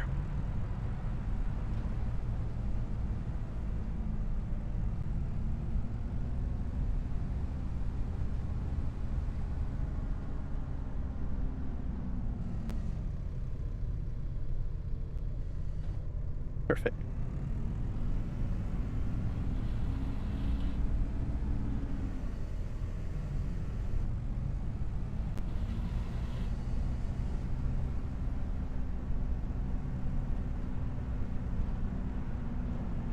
But as for weather, it's been a bit weird. I'm not exactly sure why, but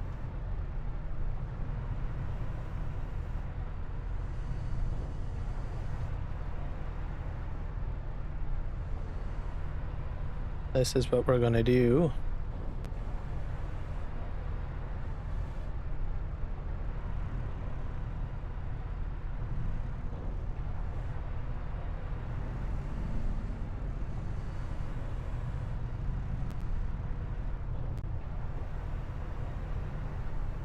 Nope. We're gonna try to get both of these up onto the forks. I think I can do it. There we go. And nothing is spitting out here, so... But mind you, I do have a set of planks right on here.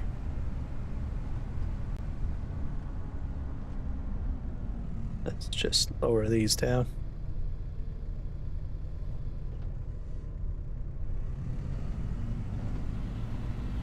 Okay, I think we are good.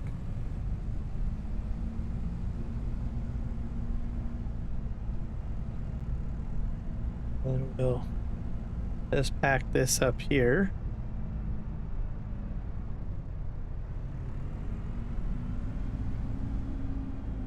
Good enough.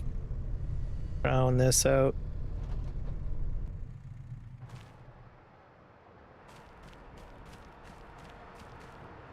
Hello, Fred. Okay, wait, hold on a sec. We have planks.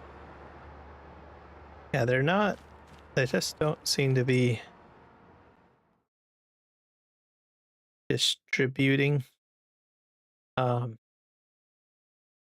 have to see what we can do about the sawdust though, or the wood chips and the resin, by the way. Why are these all material missing? Oh darn, I'm out of wood, guys. That's the problem. Let's see. Toy factory. Not sure if anything has been transferred over there. Yeah, no planks. So let's go get another load. We'll head back and get another load of lumber. I will also put down something to get me some iron because I am sort of out on that. I need a source is what I'm trying to say, so that I can make nails.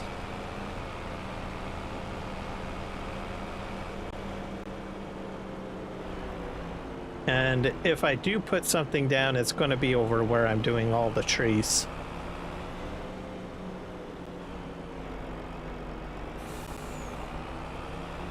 as that's going to be my new building area pretty much.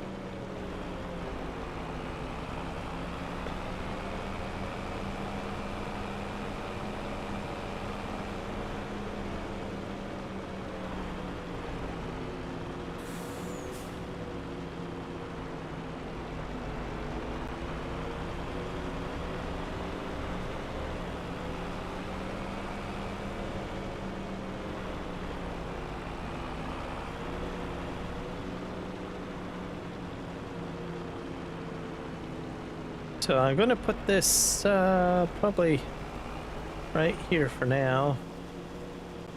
And then let's just see what we can do here.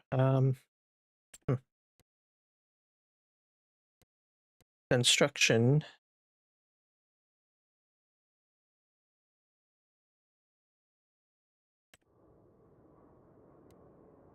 We have sheds, we have silos.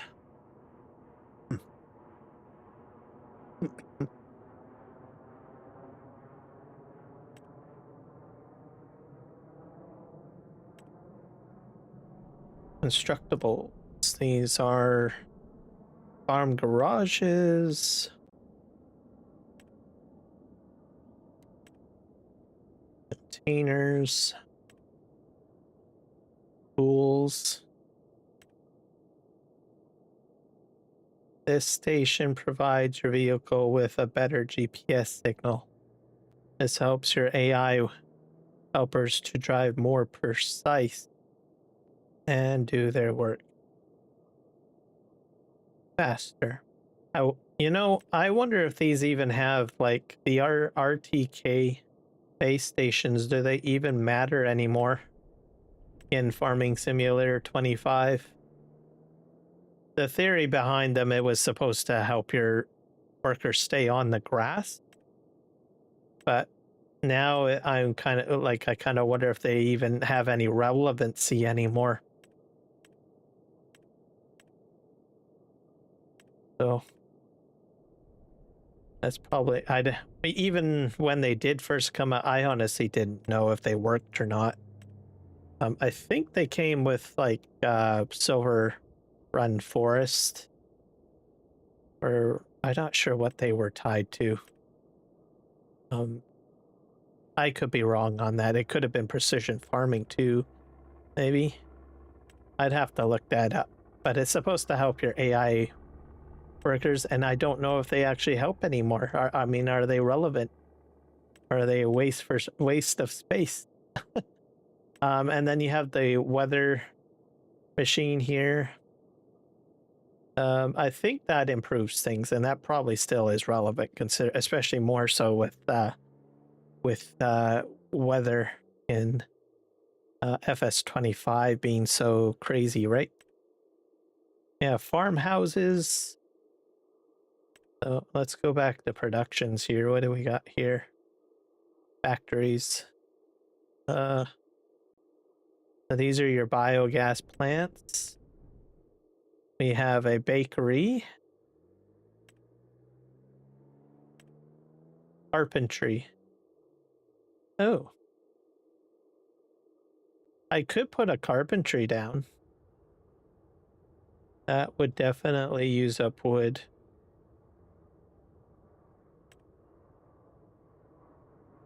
We have the cement factory. I have that down. Cereal factory, dairy, grain mill, great. Oil mill, paper factory. I have a paper factory down already. Sawmill.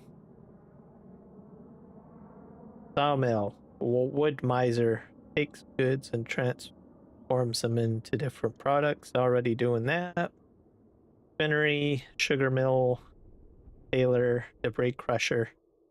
Stones can be collected free of charge from this building. I have one of those already. Cooper. Ooh, I could do that. To make barrels and tubs and stuff like that. That might be something good. Okay.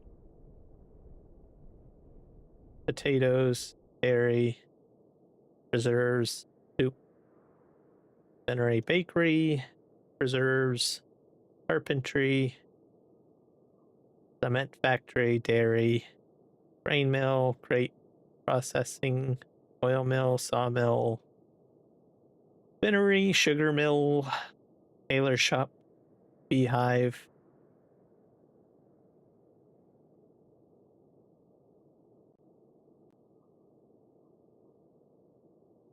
This one needs wood and other products. Blacksmith, metal nails. Ooh, you need coal.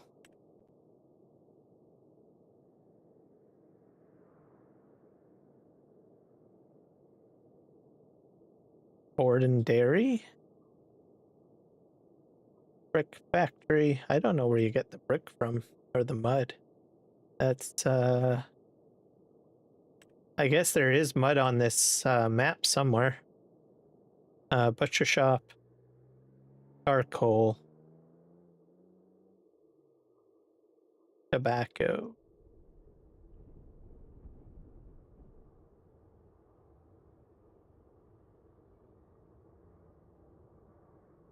Carpentry, another one.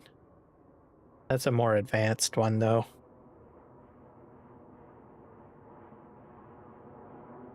Let's see. Glass factory, glue factory, gold master, Pepsi, seed fertilizer, pallet factory. Once again, I don't have nails. What's this? Rock production?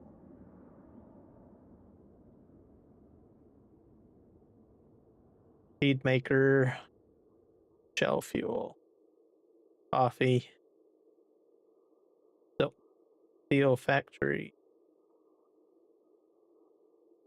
butcher trigger add-on, gold master, candle soap, gold factory.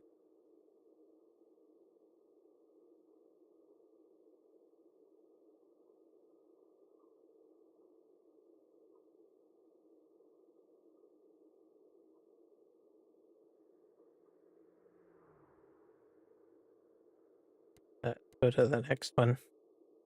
That's selling stations. Biomass heating, piano. Ooh, piano factory. I never really did that either. Probably put that down. Biomass heating. Debris crusher. Debris crusher. Small farm. You can sell your harvested produce goods. I guess if I get a bunch of excess stones, I could probably put it in there.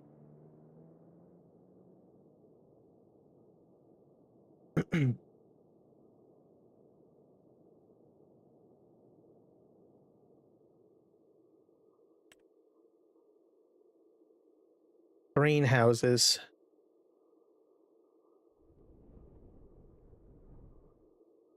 Something else I can probably from mushroom, tobacco, herbs, coffee, orchards, cultivation. Oh, where's the metal production? Or iron?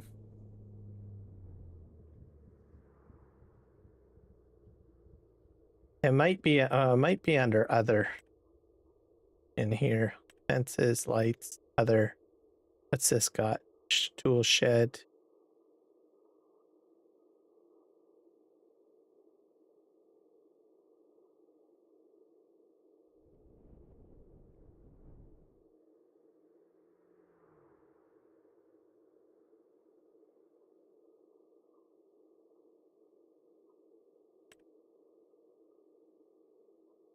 decoration.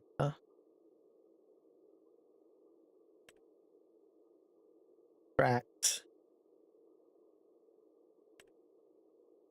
More track. I'm missing something. Yeah, shed, silos, constructibles, tools. That's gotta be in here.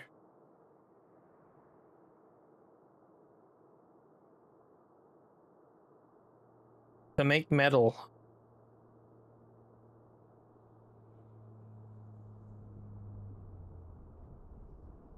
Unless I need to open up a mining area, which could possibly be the case. But maybe it's on the map and I just haven't found it yet. That's another possibility too.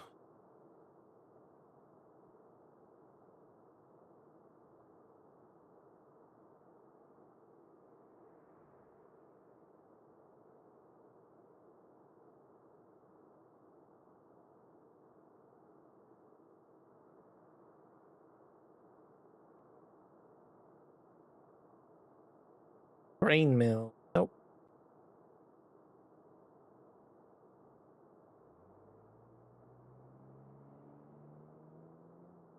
I'll have to look at the map, I think. Just see. Rock production. I don't need rock. I need iron. Iron ore.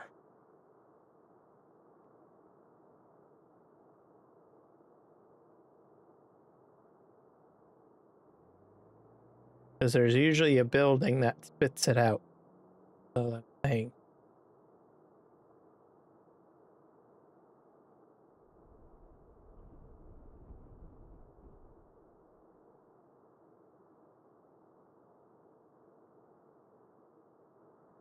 Let me see if it's on the map somewhere. I don't know what else to say on the matter. Okay, do we have anything hidden down here? Nope. What's this? Pepsi. That's a concrete factory. Grain.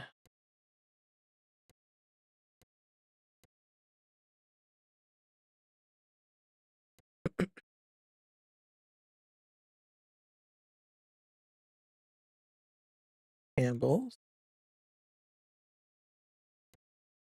This is like the mining area over here. Let's just visit that.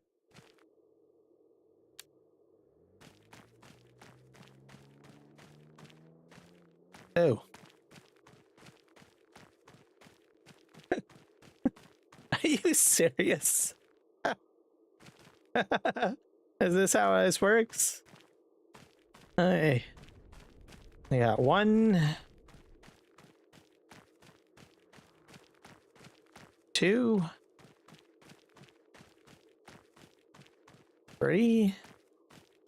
This means I have to, and these are spitting out iron. Probably been spitting it out the whole time. So there's quite a few iron works in the go here. And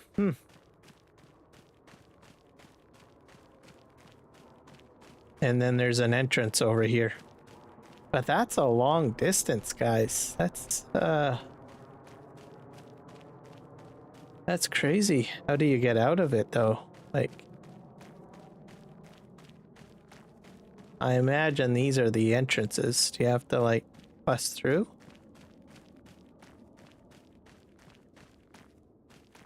Yeah, seems to be that's the case.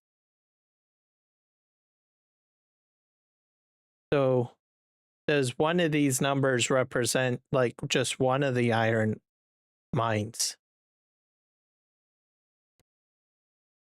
Visit on that. Seems like I'm already in the middle. But is it? Yeah, it seems. Oh, here's coal. Here's coal. Okay. What the heck is this? Sand? Yeah, that's probably sand. And this is spitting out something else. Oh, this has got all sorts of stuff in it. Or I'm inside the rock. Okay. So if that's that, is there any... maybe there's a mine that's close. How would I get over there? I guess I would go up through this area, my main road, and I could go down here, I guess.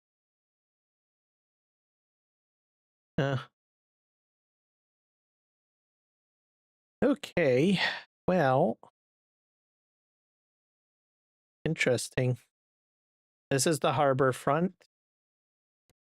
The heck is here? Is it? Oh, here's a bridge. What do you need to put in here?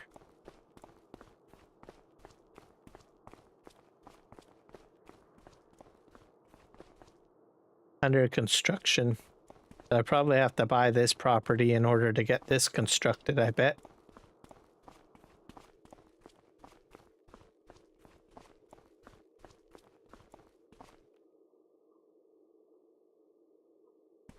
And that goes across the river.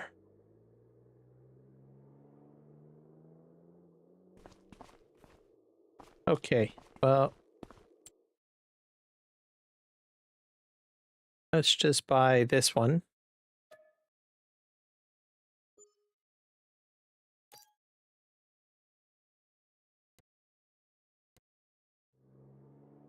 And perfect. What is this? It needs wood beams and planks. Okay. I could get this built pretty easily, to tell you the truth. Well, let's just build this first. Alright. And we'll figure out the nail situation later, because obviously I don't need any nails there. And let's just see here. We need wood beams, planks, and wood beams, long planks, and planks.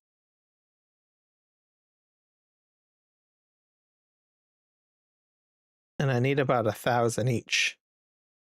We're gonna head probably back here. I have a flat deck over here.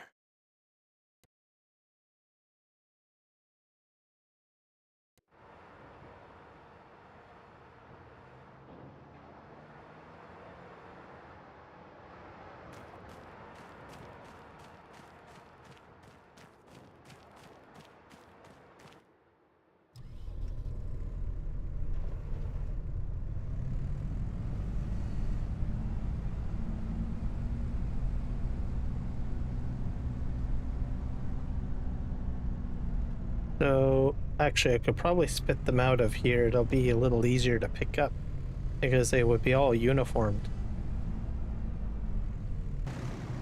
Do that. So we'll need beams, planks, and long planks. How do I activate this? So planks, we'll only want one, because it's about 1,000 each, right?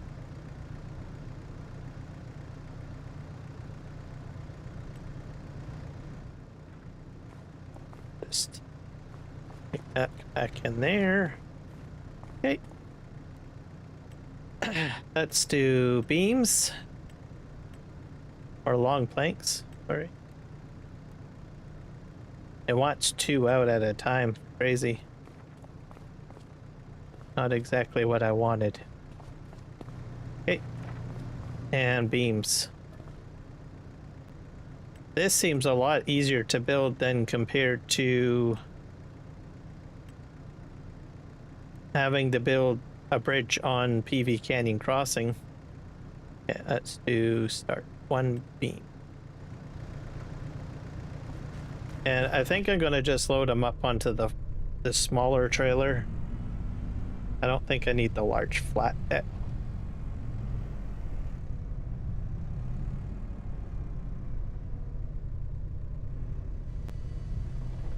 Actually, you know what? The plan.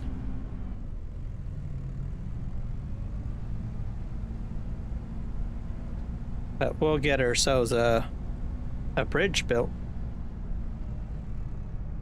At the very least, we'll have to go a bit of a distance, but it will help me out significantly because it will mean I won't have to take the ferry all the time, right? So we're gonna, and I'll probably take this along with me. Okay, can I get up, please? And then we're gonna pull this with the transport truck, is what the plan will be. So we'll just load these like right here.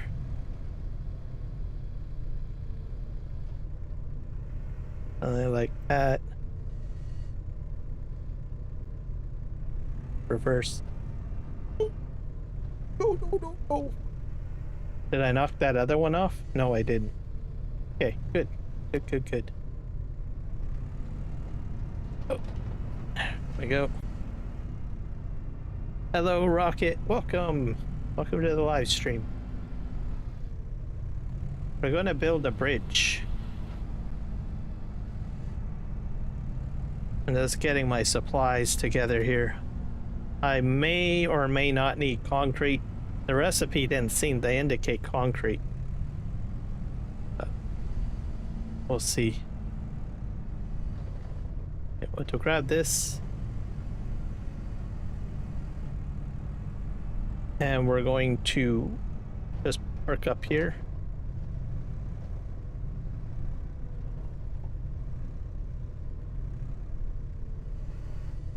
Let's just lower this down.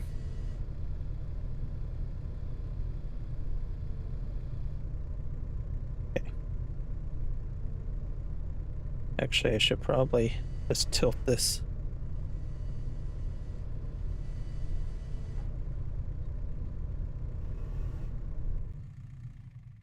There. I have the large flat deck, but I'm going to leave it behind. It's too big. I don't need it.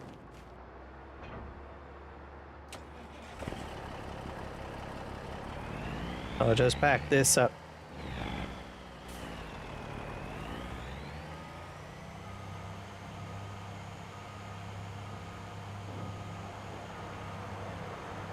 And then I found the mines, so we'll get to that later. Like, can I actually pull this?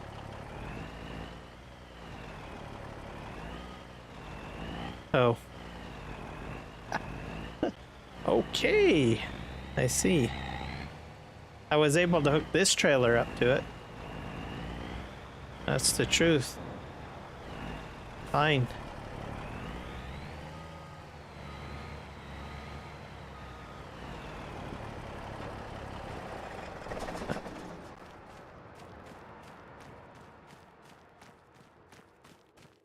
Very well.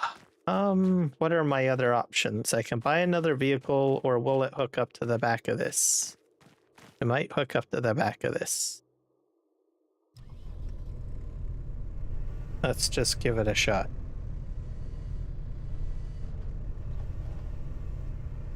There's also the option of a dolly, and I don't know if I want to bother with that.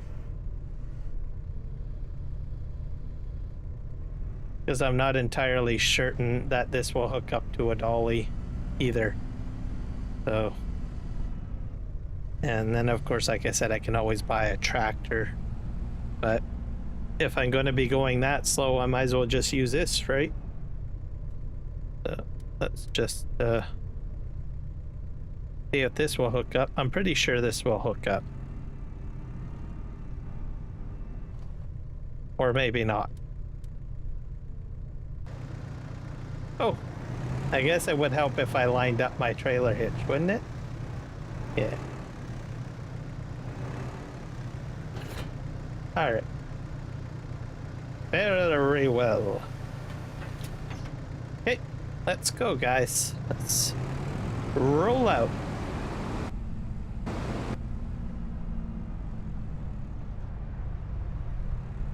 We're gonna go build the bridge. I think my exit point is down here.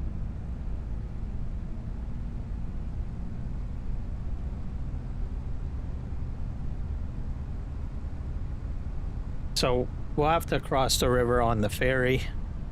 That's just the reality. But once the bridge is built, I'm telling you, things are gonna happen. The recipe seemed to indicate this is all I need. It didn't say anything about cement, but it's possible that it might shout for cement because I don't know. When I started building the house, it didn't say anything about cement but the house. And then all of a sudden, cement appeared. So I may need to send some cement over. Maybe that's just a slight recipe card glitch or something. I don't know. But this is all assumption on my part. And the reason why I'm adamant that I'm pretty sure that the house only requested for wood products is, but I don't know. Hello MGL, welcome in. I'm doing well, thanks Rocket. How are you today?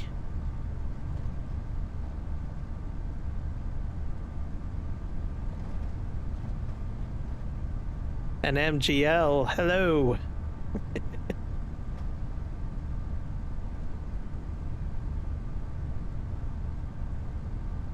Oh yeah, I guess I should mention, if you guys are just jumping in, remember to hit the like button. I sometimes forget to say that. I probably should say that more frequently, but sometimes I get too focused on conversation or whatever the heck I'm doing in the game.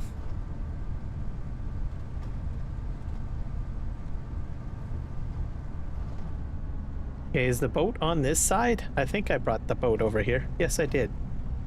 Good job, Kiram. So we're just gonna go on here. And we're gonna get the ferry going.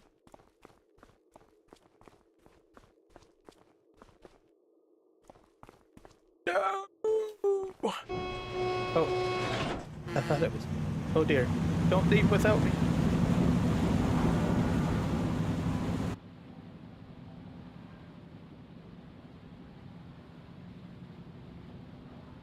Ah, thank you so much.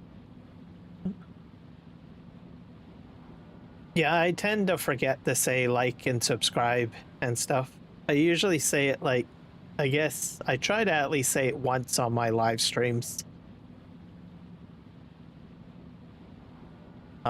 And then I do have like advertising that reminds it, but I think people prefer verbal reminders. I don't know, but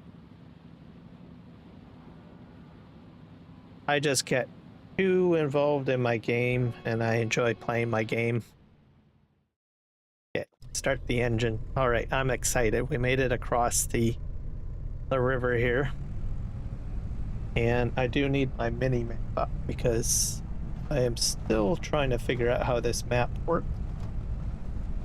So if I go straight ahead, somehow I have to make it over close to my farm.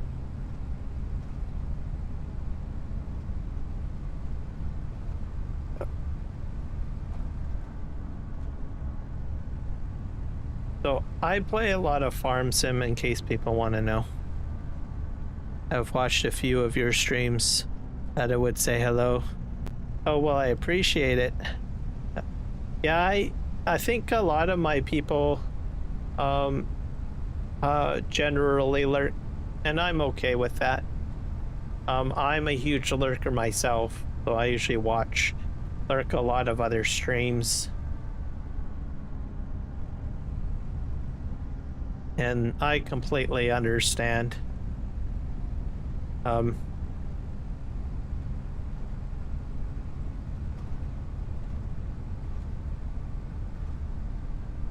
Now we're gonna make it. I think I have to go to the end of this road.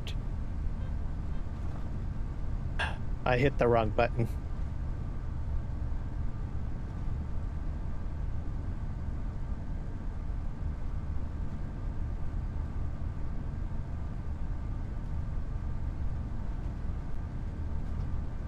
Better animal mods. Okay. Can you share some information? Because if you don't mind typing some of the, you don't have to like write everything. Just what is it on the mods that make them better? Because I'm doing catch up. I just sort of got back into gameplay. I'm kind of catching up. I know precision farming is just hit, so I'm all good there. But I'm not aware of this better animals mod deal. Okay, that's new to me. I did not know they had such a mod.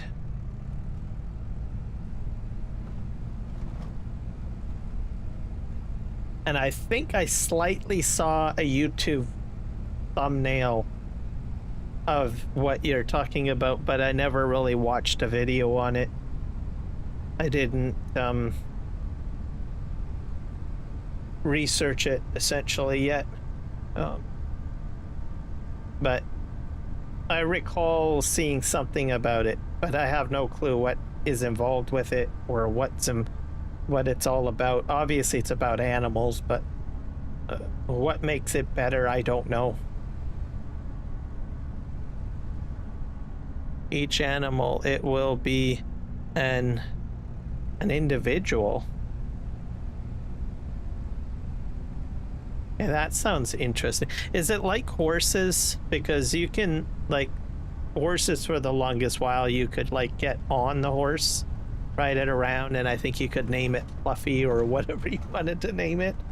Is it like that, or is it more involved than that? Because now I'm kind of intrigued.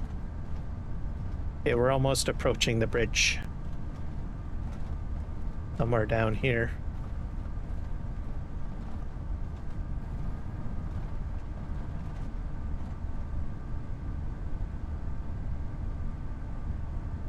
I think I have to turn up here. Yeah, we're gonna go right here.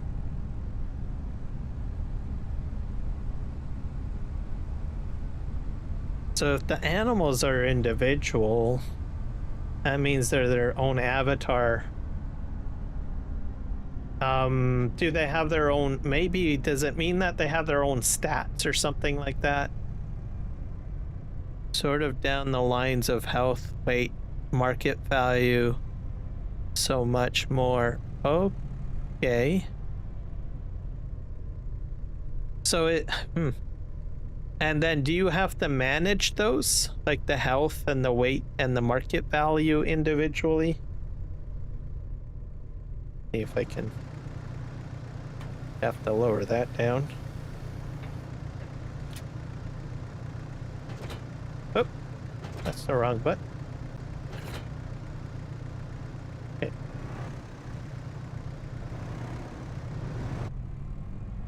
Oh dear. Yes, yes, breeding lines, yes. Oh, breeding lines.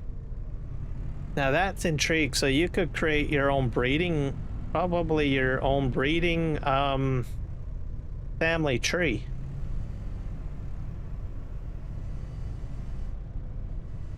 That's interesting. There is one game that I had played that involves like animal breeding, which is Ark Survival Evolved.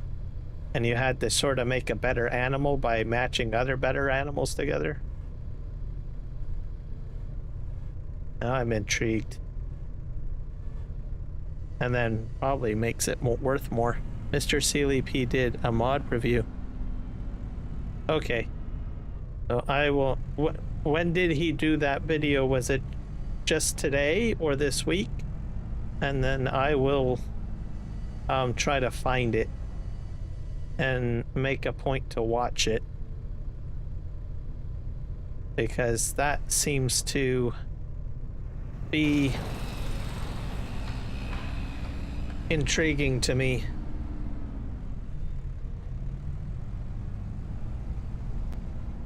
And the other thing I have is, did he give it a pause? Was he impressed with it? Because I usually trust what he has to say on certain things. Well, pretty much on anything.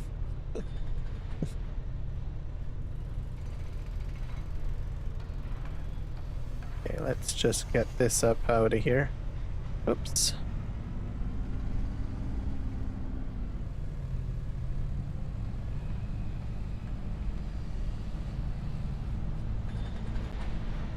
Because if he likes it, then and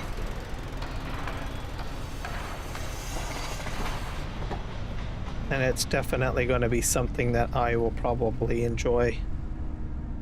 I like new dynamics and new gameplay systems.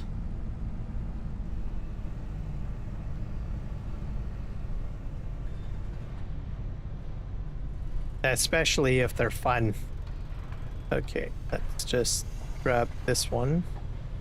Yeah, we're gonna check to see if we have to add cement, because no, I'm not entirely sure if I have to do that or not.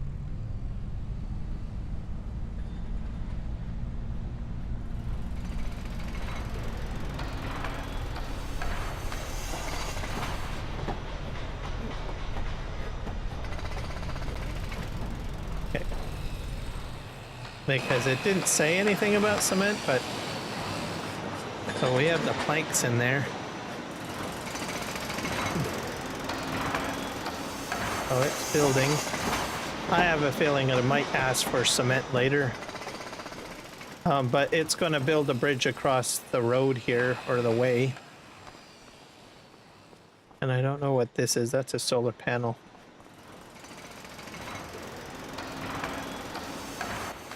That's pretty loud.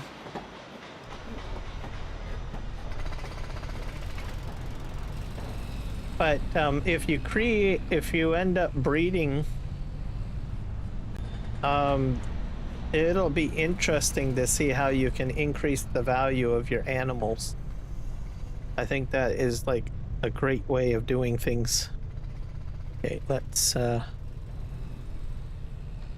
reverse this up here. Oh, too far. Let's telescope this. Oh dear, what's going on now?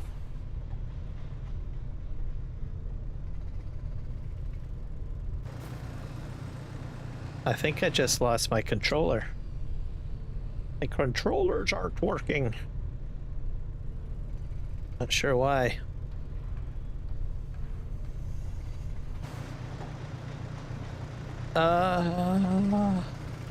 I put a link in chat. You can, I think. Oh boy. Oh, hello Greg. Welcome. Thank you for subscribing.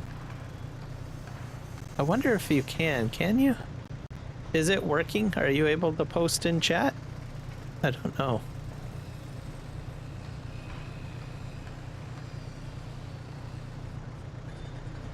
I'll have to probably temporarily give you add moderator as a workaround.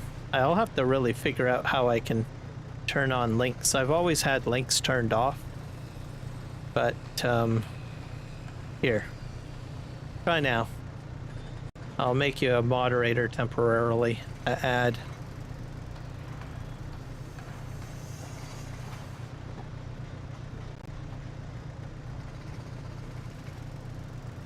Liked and shared community tab on my channel and connected to notification bell. All on new friend.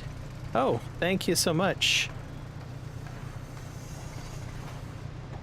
Yeah, you can try posting now, MGL. See if you can post. There you go. Cool. And I'll just move that. There we go. That should do it. I'll have to look up how to turn on. Oh, it's Scroft. Crikey.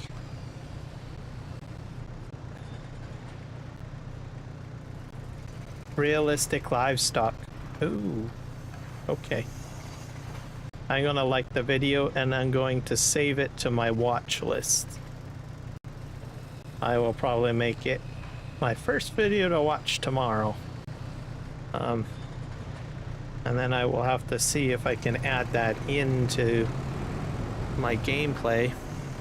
Yeah, let me, oh, I got a message thing up here. Let's scrap that down. There we go. All right, thank you for the link. So I'll check that. I'm gonna watch it tomorrow. Because it's nighttime where I live right now, so once I'm done streaming, I'll probably be going to bed, so... Oh.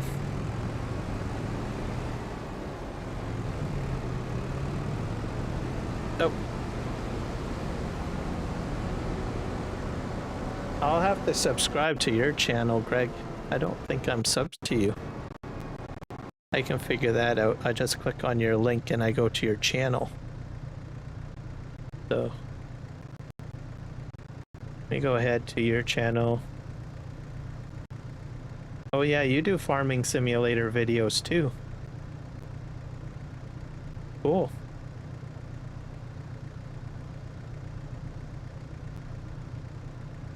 Guys, you should go ahead and check out Greg Play's channel. He does, and check it out because he does also farming simulator videos as well. Here's the link. Greg Play.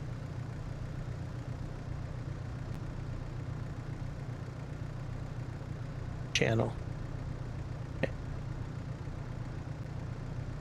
And folks on Kick and Twitch, I'll get you a link to in a sec here. I'm just gonna send it into the main chat here. And then spam it out on the other chat for everybody.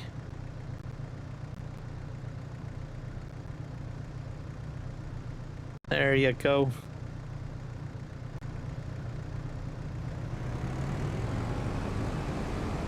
That's cool. I'm in Australia, so late afternoon here. Oh, right on.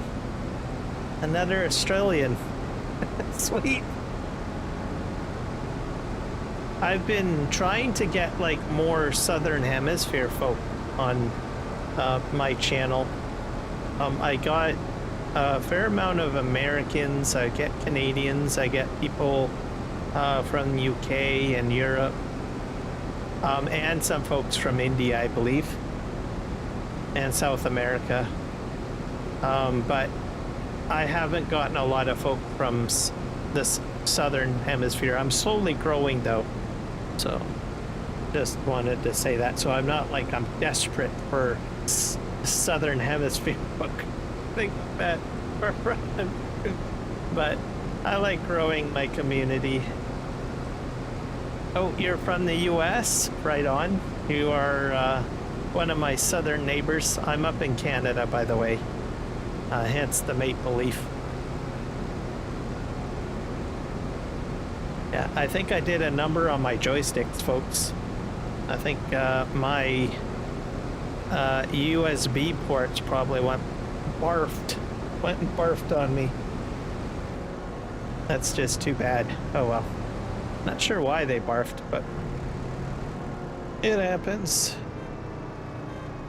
Okay, let me look at my map here.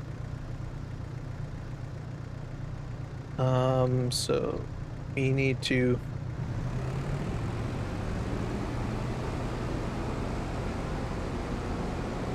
I would probably try to unplug and replug them, but my computer tower is out of reach and I'd have to move a few things, so I'm just going to do this with mouse and keyboard now, which is fine. Sunshine Coast. Ooh, I love it. It's for me 2:25 a.m. It's only 11:30 p.m. for me. Oh, in the morning. Oh. Yeah, I guess that would be true. Would be morning. I'm still on Thursday at the moment. Slowly creeping.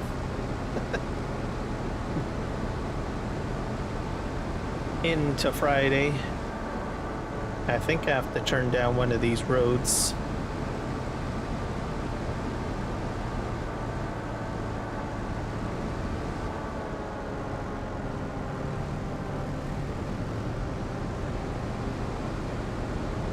Oh, good. Yep, Johnny H is one of my regular folks. He pops in and says hello. I think he's been with me for quite some time, to tell you the truth. Let's see. Also, Rocket Scientist is from Australia as well. So, like I said, I do have some Aussies in here, and then I have like a few New Zealanders that pop in too, like Kiwi, RXZ Gaming. And probably a few others of that do jump in. I like the variety. Oh, you know what? I need to go get some products over here, guys. Is my house almost done building? Going on here? I need more cement bags. Okay. I see.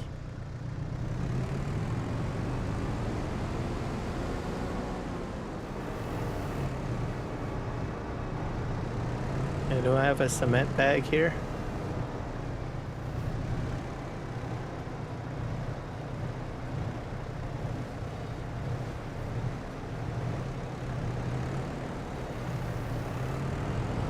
Oh dear. Okay.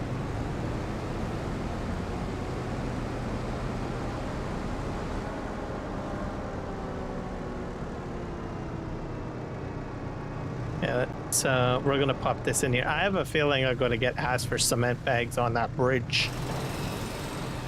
Let's see what happens here. Or maybe not, I don't know. But maybe it does like one cement bag at a time. And then it says, hey, we need another cement bag. So I need, let's see.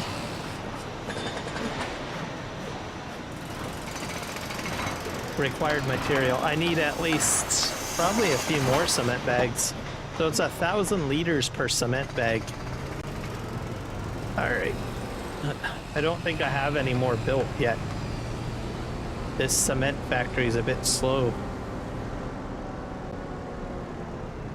Maybe I should have put like 2 down or something. I don't know. Okay, we got tiles here.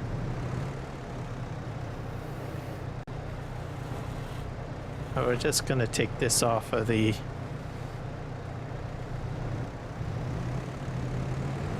Let's see if we can... Come on. Forward. Ah. There we go. Yeah, but we're just gonna move this over to this big pile of stuff over here.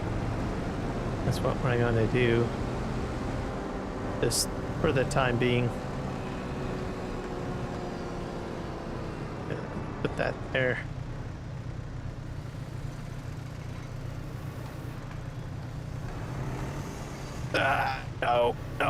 No. Okay. Forward. Just nudge that there. Good enough. I'm just going to rehook this up, and then we're going to need to check our conveyor belt, because I have a feeling... There we go.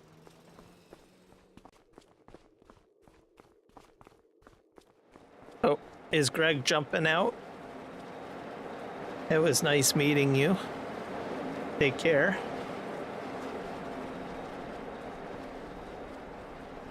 Okay, this is my setups. So look at that. That's just crazy. That's all stone in there. Okay. Or if I have to.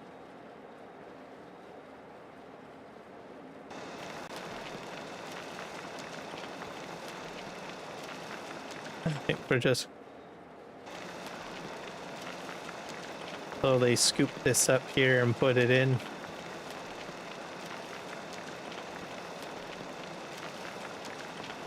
I'm amazed at how much material comes out of this factory. Didn't expect that.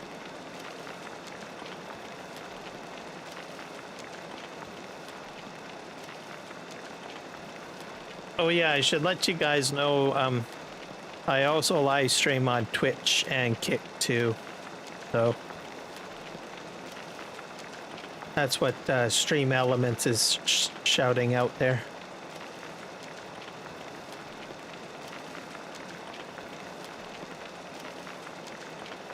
So if you guys are on there but not watching YouTube, you can still see me go live because I go live on all three of the platforms at the same time. Let's see here. Man, this is a lot of stone.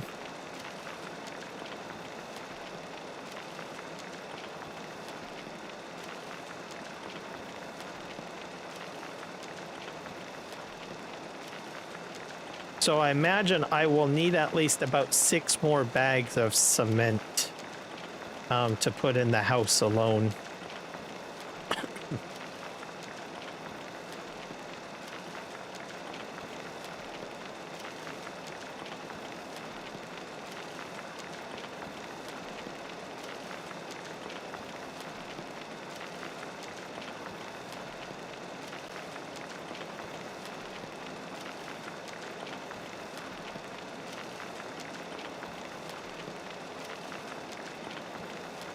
Oh, just back up here.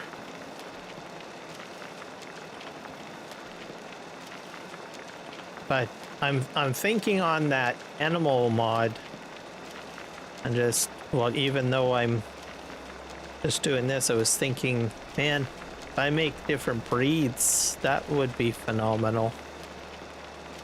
Or have a long time lineage of like prized pigs or prized let me think, horses. Well, not really horses. I think horses usually are always the focus of that, but I mean like prized cows, which make the best milk.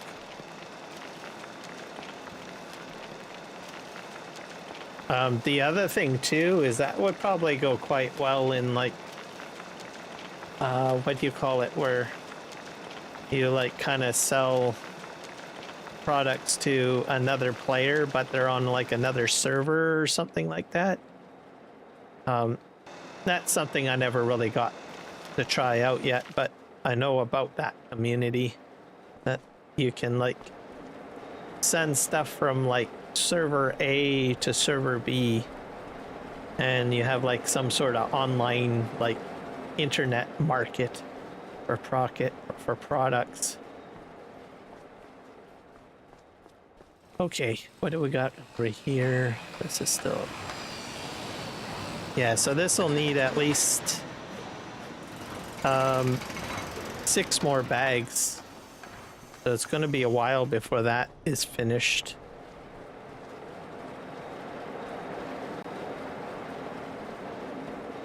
What else are we going to need? I do need to move some more lumber, but I don't know if I can do that because my controller's barfed. Let's just see if I can... Oh. Hello. Controllers are working now. It just went barf on that one on the telehandler. That's weird, eh? Has anyone ever experienced that where, you know, one piece of equipment just stops working? Yeah, see, this isn't... Maybe... Yeah, I can't get the joysticks to operate. Oh, wait. Something's going on now. I have some movement. Not a lot, though. I don't know what happened. Like, I can twist and shout here, but that's about it. Oh well. but I do have to take this back to across the ferry. So we will do that. And I'm not sure if my crane will work, to tell you the truth.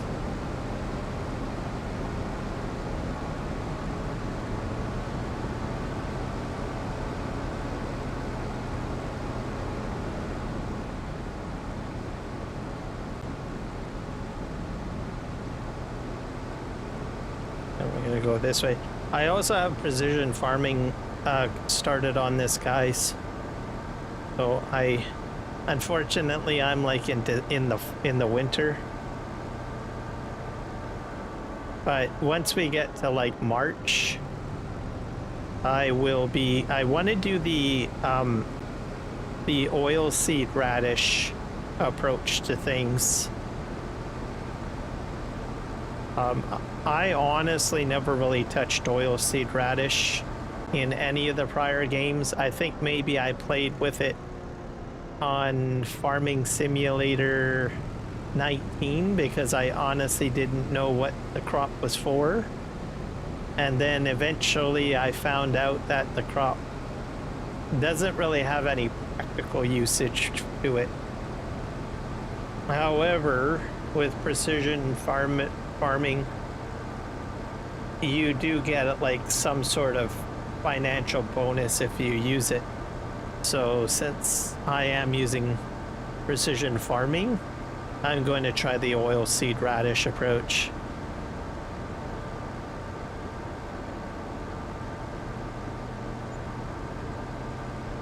So, and I did watch 2 videos today. I watched the Farm Sim Guy's video, which covered quite a few things, and then I watched Disturbed Simulations video.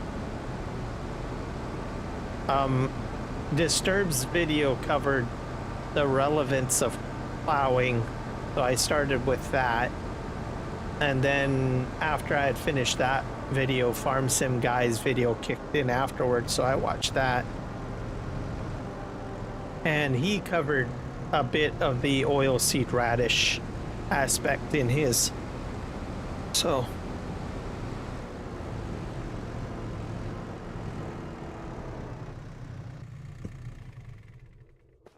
and I might see if any more videos come out from both of them.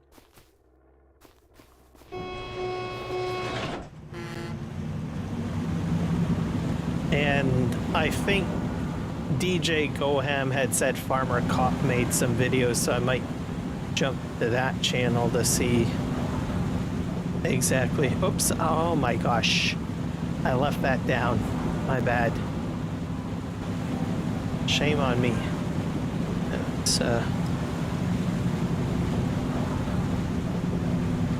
so I'll probably watch those tomorrow along with the animal mod. What do you guys think of precision farming? I think it's probably my most favorite mod. When I first heard about it, like in Farming Sim 19, I thought, oh no, this is going to be all complicated. But eventually, after watching a few videos during the days of Farming Simulator 19, I noticed that it actually saves you a lot of work and saves you a lot of money. And once you get into the routine of using it, it actually is far easier. You agree? Yeah. And I'm glad that it's back. Every time that there's a new version of the game, Giants always says like it's not released with it, right? And it's up to John Deere to I think it's John Deere. It's up to them to partner up with Giants for each game. So I think it keeps all of us farmers like on the edge of our seats, wondering whether or not we're going to get it again, or something that is very similar, because it's such a popular mod, or convenient mod, really.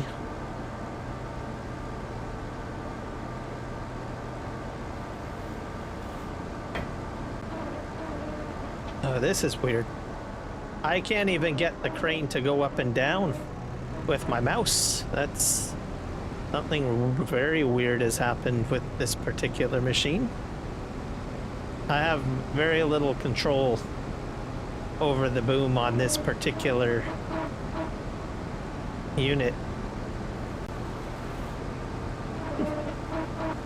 Oh well, I'm not going to troubleshoot it.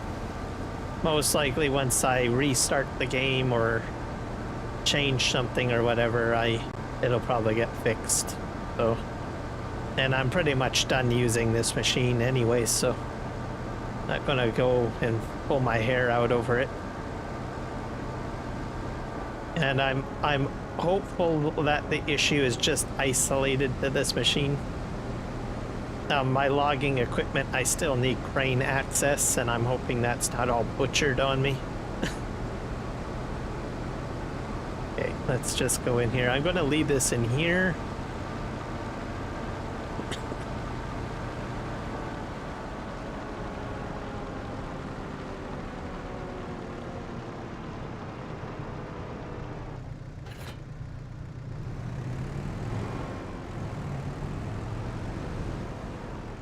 Yeah, let's just back this up. This is where we're going to just park this. Cab here. My forklift. Okay, let's see. Okay, this is this machine. Oh, perfect.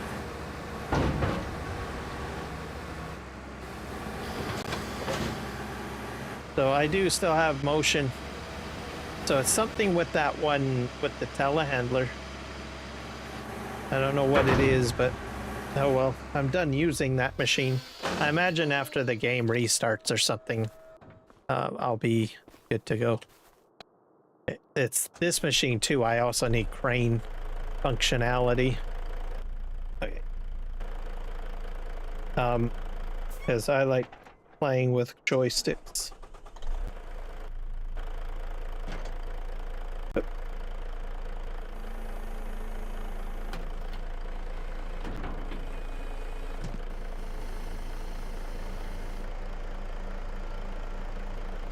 So I'm going to try to get another load of lumber in because my sawmill is completely empty. My first load that I did at the beginning of the live stream went to the paper mill.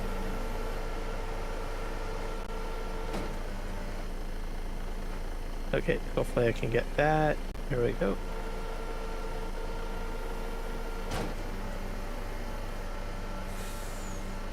Actually, I should probably swing it like this.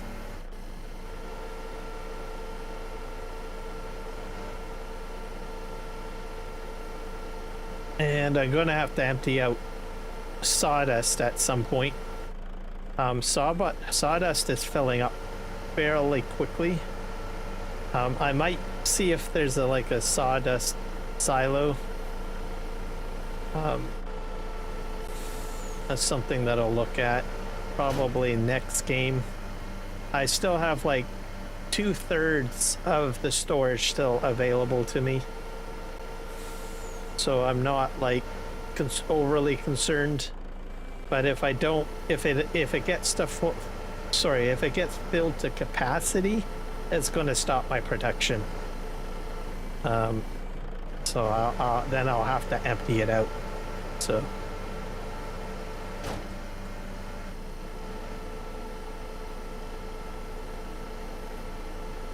Do any of you guys play with Terraform at all? That's another mod that I'm looking forward to. Hoping that it's going to come out soon.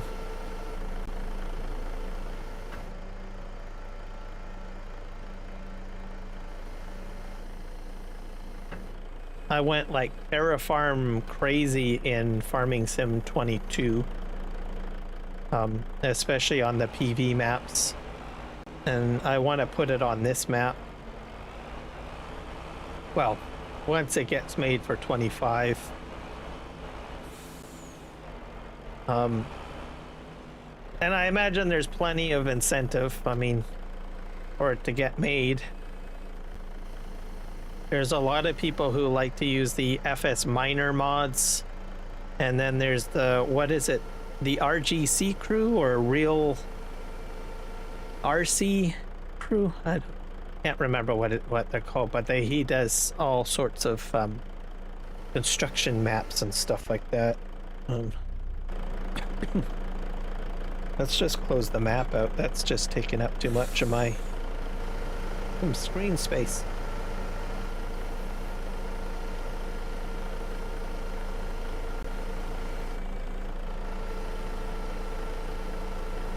Ooh, this is so heavy. I'm leaning slightly. Yeah, I was leaning, guys.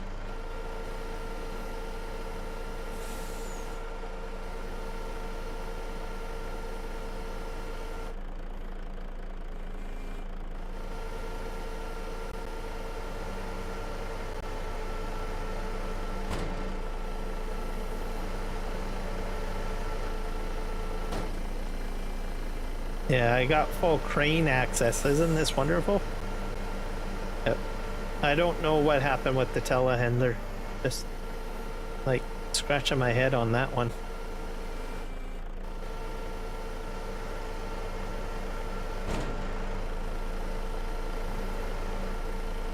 Yeah, let's grab this.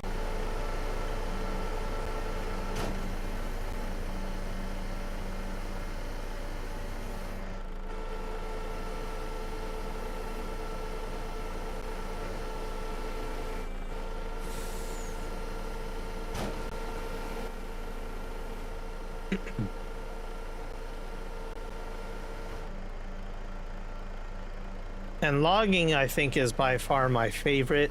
I had some interesting farming loading zones in Farming Simulator 22 on PV Canyon Crossing. So I do like doing a fair amount of logging. And that map was a 16x map. So I like construction, I like productions, and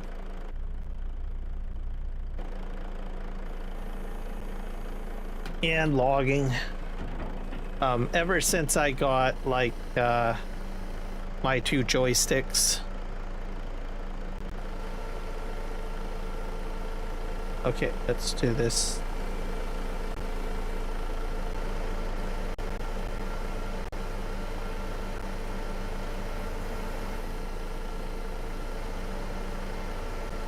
I dabbled with like a bit of Maze Plus in Farming Simulator 22. I'm not sure if I'm going to do the same in 25, but as I always say never, so I'm not going to say never.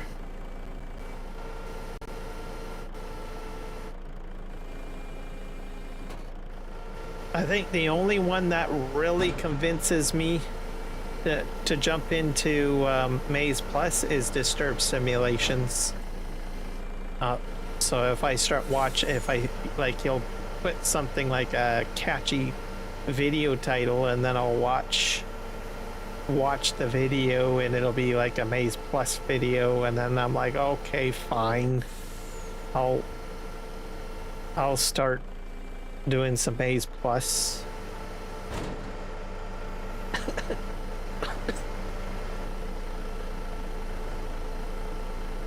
Yeah, let's grab this.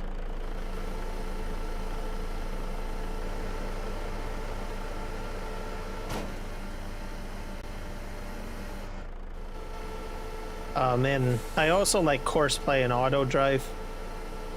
I don't have it installed on this map, but I probably will get into it. I only start playing around with Auto Drive and Courseplay when I find I've got like way too much stuff going on. But usually when I start a map, like right now I'm in the starting phases of this map. I just essentially just do things manually. And this one's a 4X map, so I may not use too much auto drive for all I know. Okay, let's see.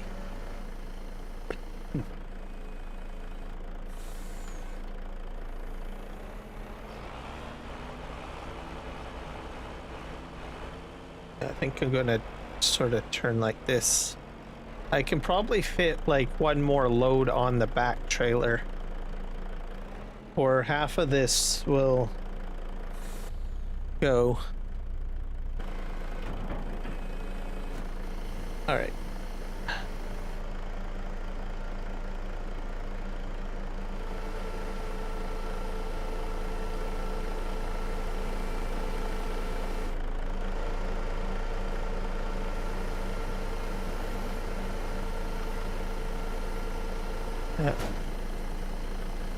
And I got 6 people watching. I have to ask, is Kiwi lurking in there somewhere?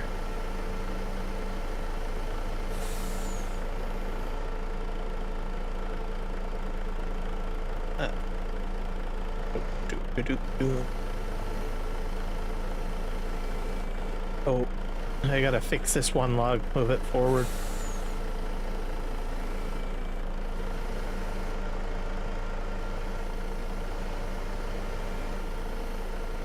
And this area that I'm basically logging out right now, I think it's going to end up with some productions and be turned into a field.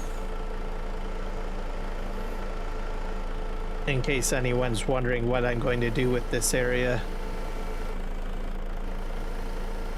I'm definitely going to have a bit of a field probably.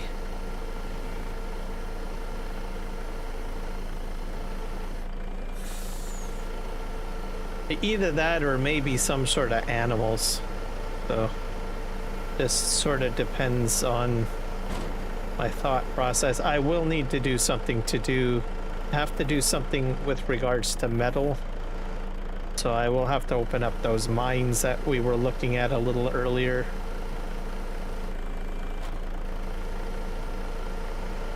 Okay, that's good. Let's try to forward again.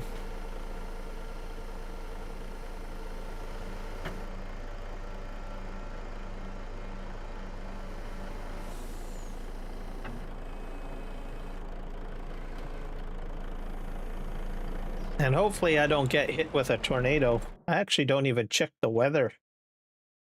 I haven't been hit with a tornado yet. So in my gameplay. So we're in the winter right now. So I think I'm fairly safe. Well, am I actually on the right page for the weather? I don't think so.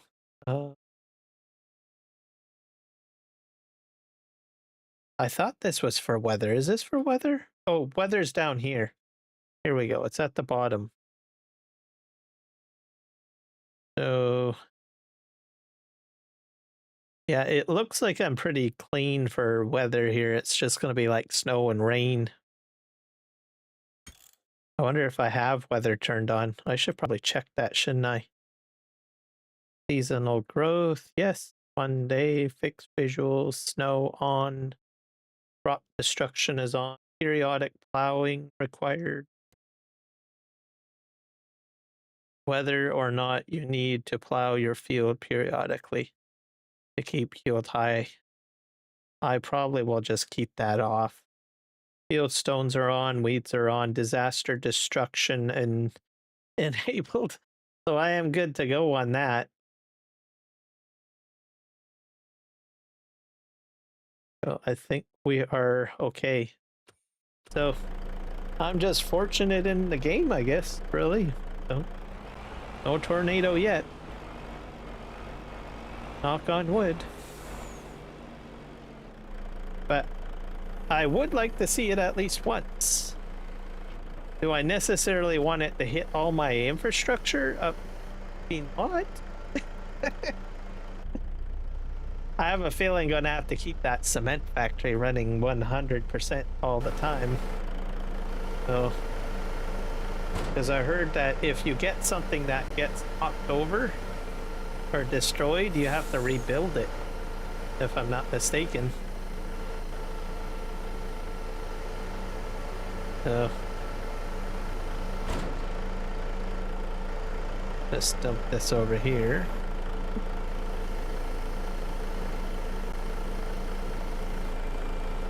Cause that will be just crazy.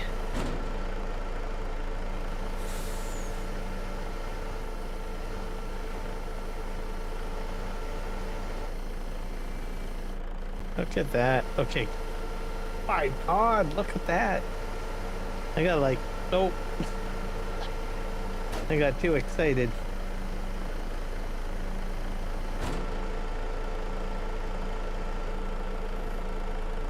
Oh. I'm gonna have to twirl this way.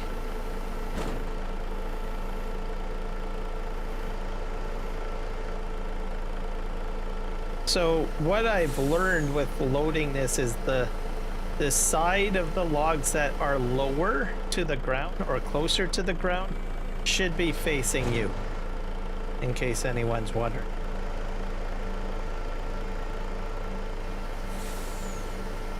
So if the side of the logs are like, how do you say it, lower and further away from you, then you need to spin them. So let me grab them right here and I'll use this as an example. So obviously the farther side, they're leaning farther away, closer to the ground on the other side. If I go this way, the further that I go up, gravity seems to pull them straight down like that. And you could hit your vehicle. So what I like to do is I like to twist it this way. And then for some reason it counterbalances better. I don't know why.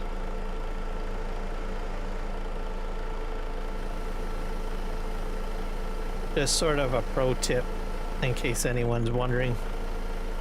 But your best bet is to grab them in the middle as much as possible. Nick Kelly, welcome in. Welcome back.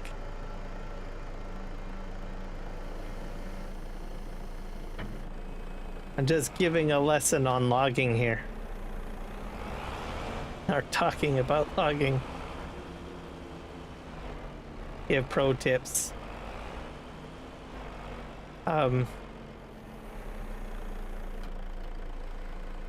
You're welcome.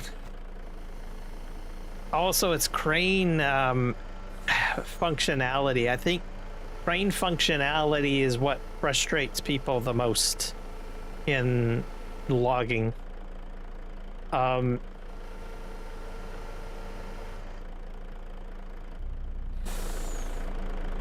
And I still have my days where I get frustrated with logging. I still do.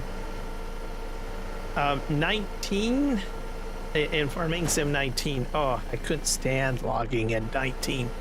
I did do some, but I used a lot of universal auto loading in 19. Then logging improved in 22.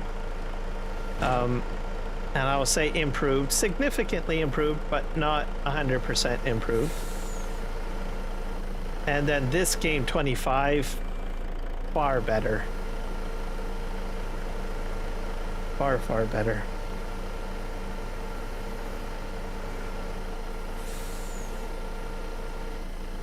But I do recognize it's not everybody's cup of tea. I do realize a lot of people prefer just to jump into a field and start seeding or combining.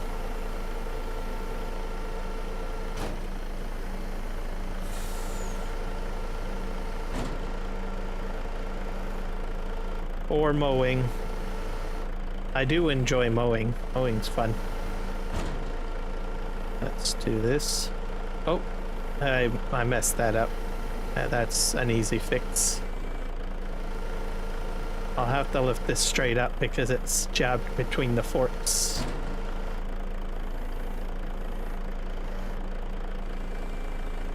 Ta-da.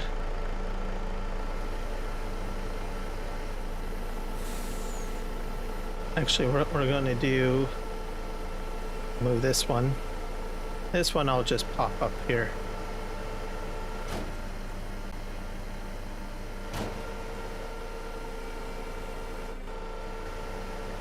There we go.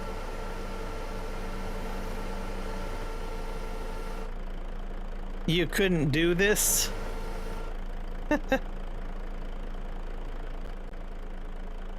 Oh, Rocket, you have to BRB. Fair enough.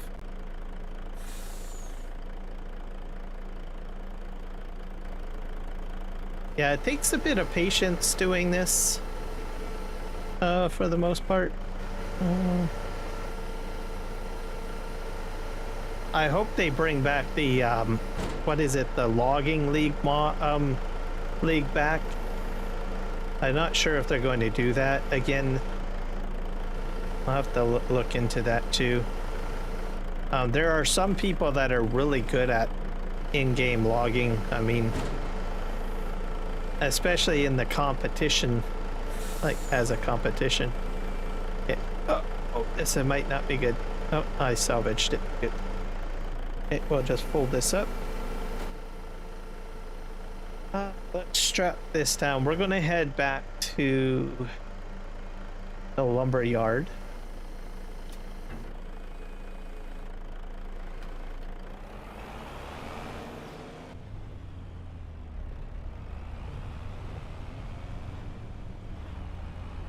Go up here.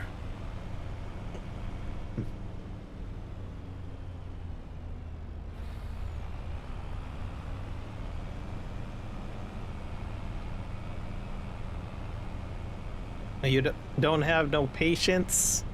Yep, that's what a lot of people say when it comes to, well, at least the folks that get frustrated with logging.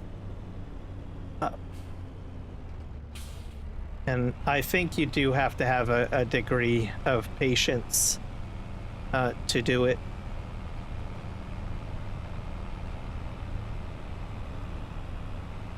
Oh, this is Murder Hill. It's so steep, slows you down.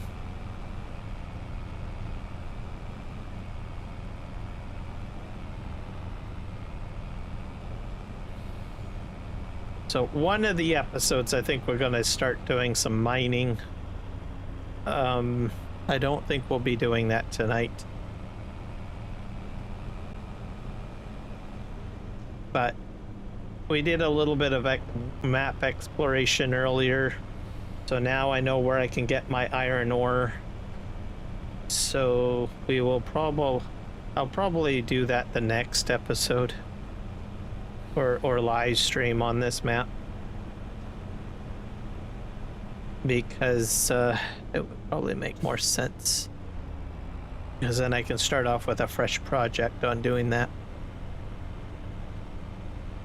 Yeah, let's just spin in here. Don't forget to like, comment, and subscribe. Thank you. Exactly, I agree. Commenting is another thing that helps channels. It's something that is important. Oh, and notification bells too. All of the things I think are more important now compared to previously. Okay.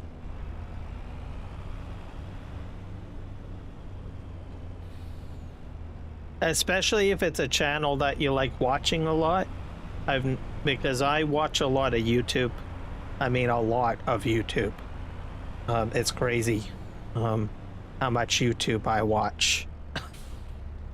And I've been an avid YouTube watcher for a very long time.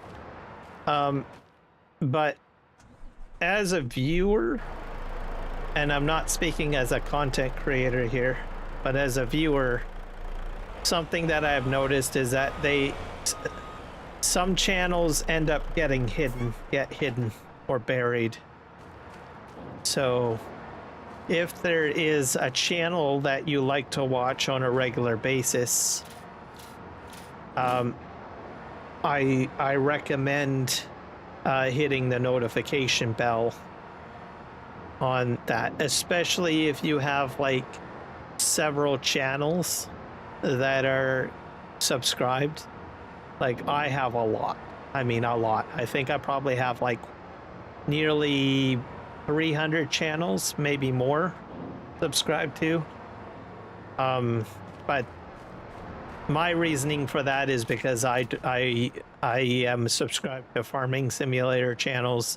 I'm subscribed to channels that like some folks that have supported me, like Nick Kelly as an example.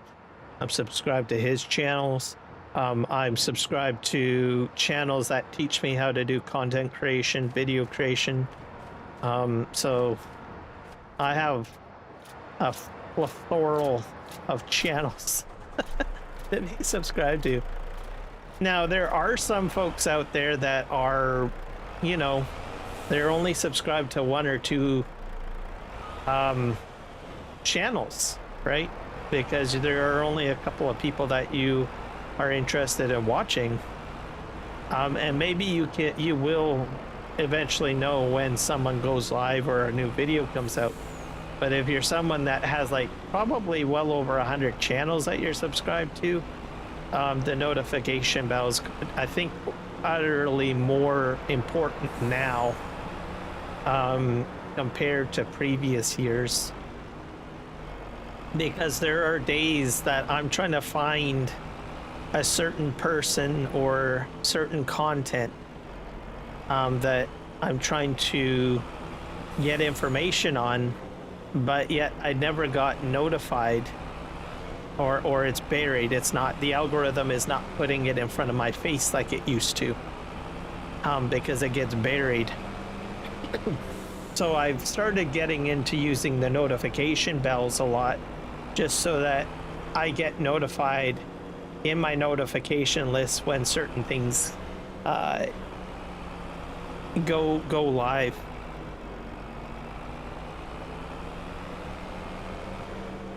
All right, we'll see you later, MGL. Thanks for stopping in.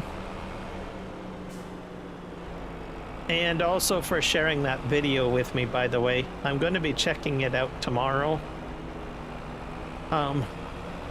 In the morning. And we'll see what all the animal business is about.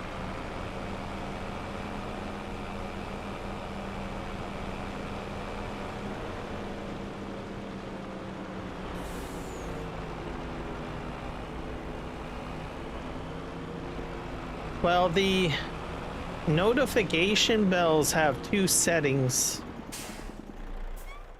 So let me see here. Let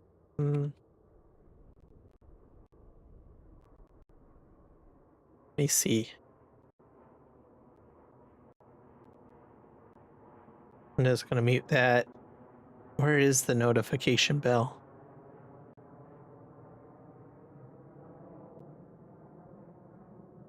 Or at least I noticed that there was two settings on it. I need to find a notification bell.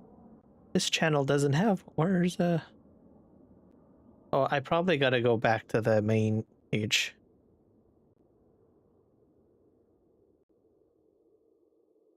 Okay, so there's, at least on PC.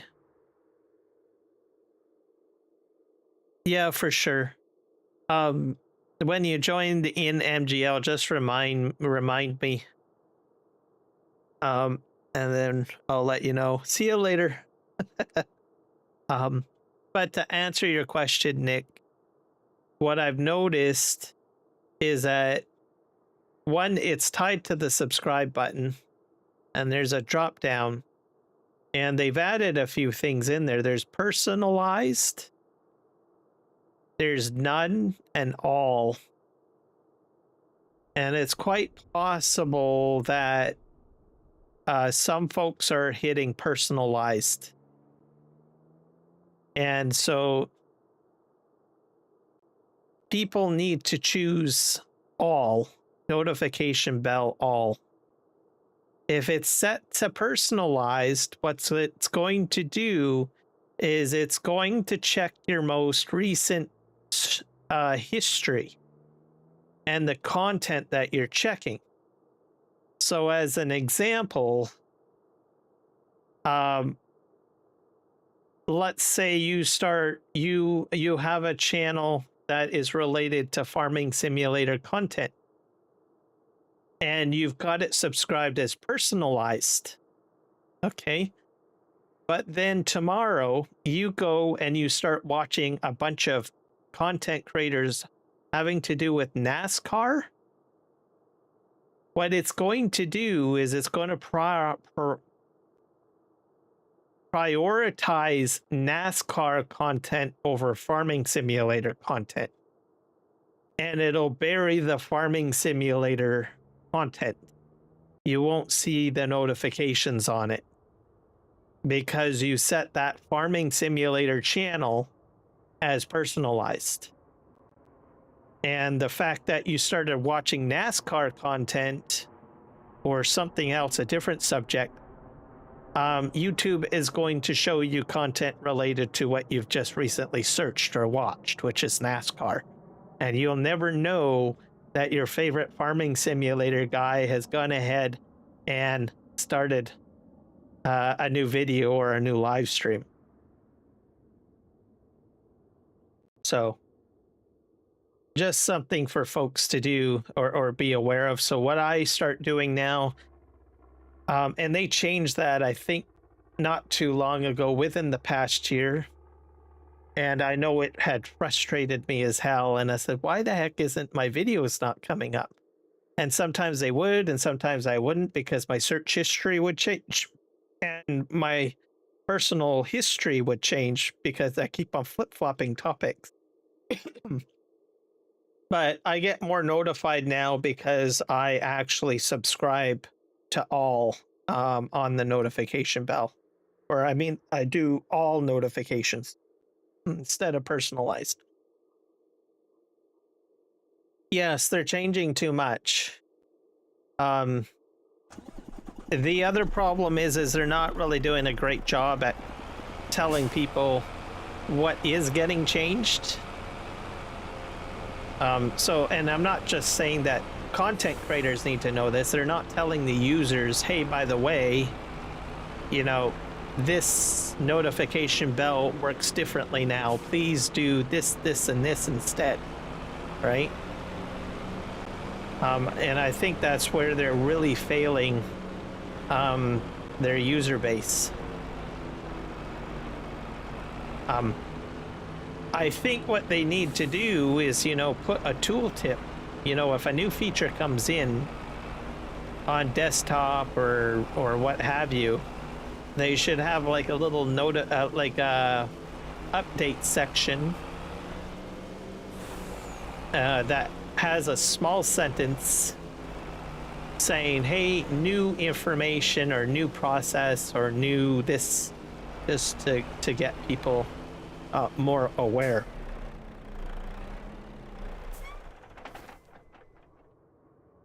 So, but that's my thoughts on it, I think.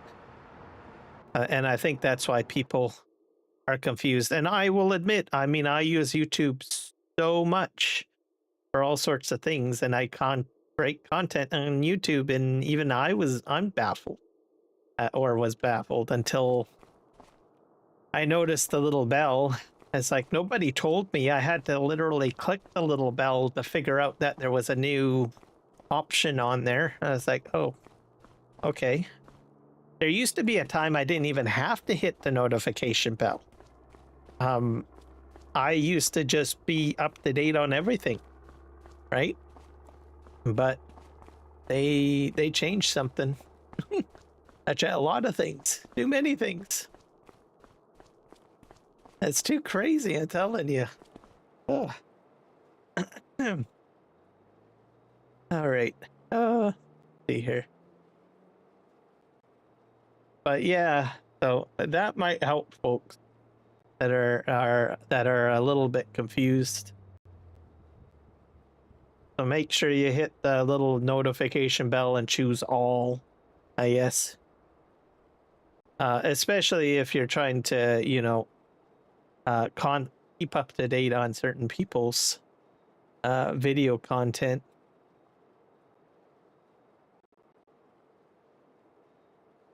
That's all I can say on it.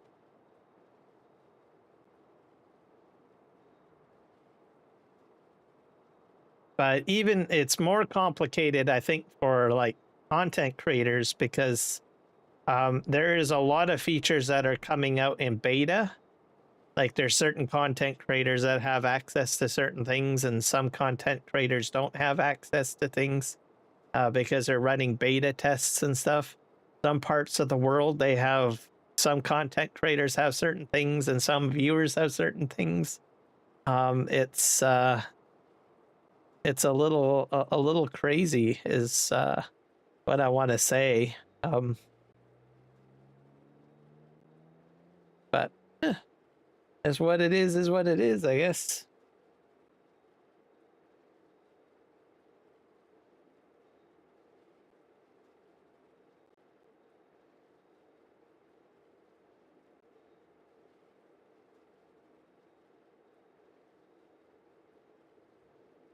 Okay, well, what time is it? It's 12:18. I think I'm going to call it a live stream there, guys. It's a bit late, so I will catch you guys in the next one. And please remember to hit the like button and subscribe and the notification bell if possible. And we'll see you guys all in the next one. And cheerio.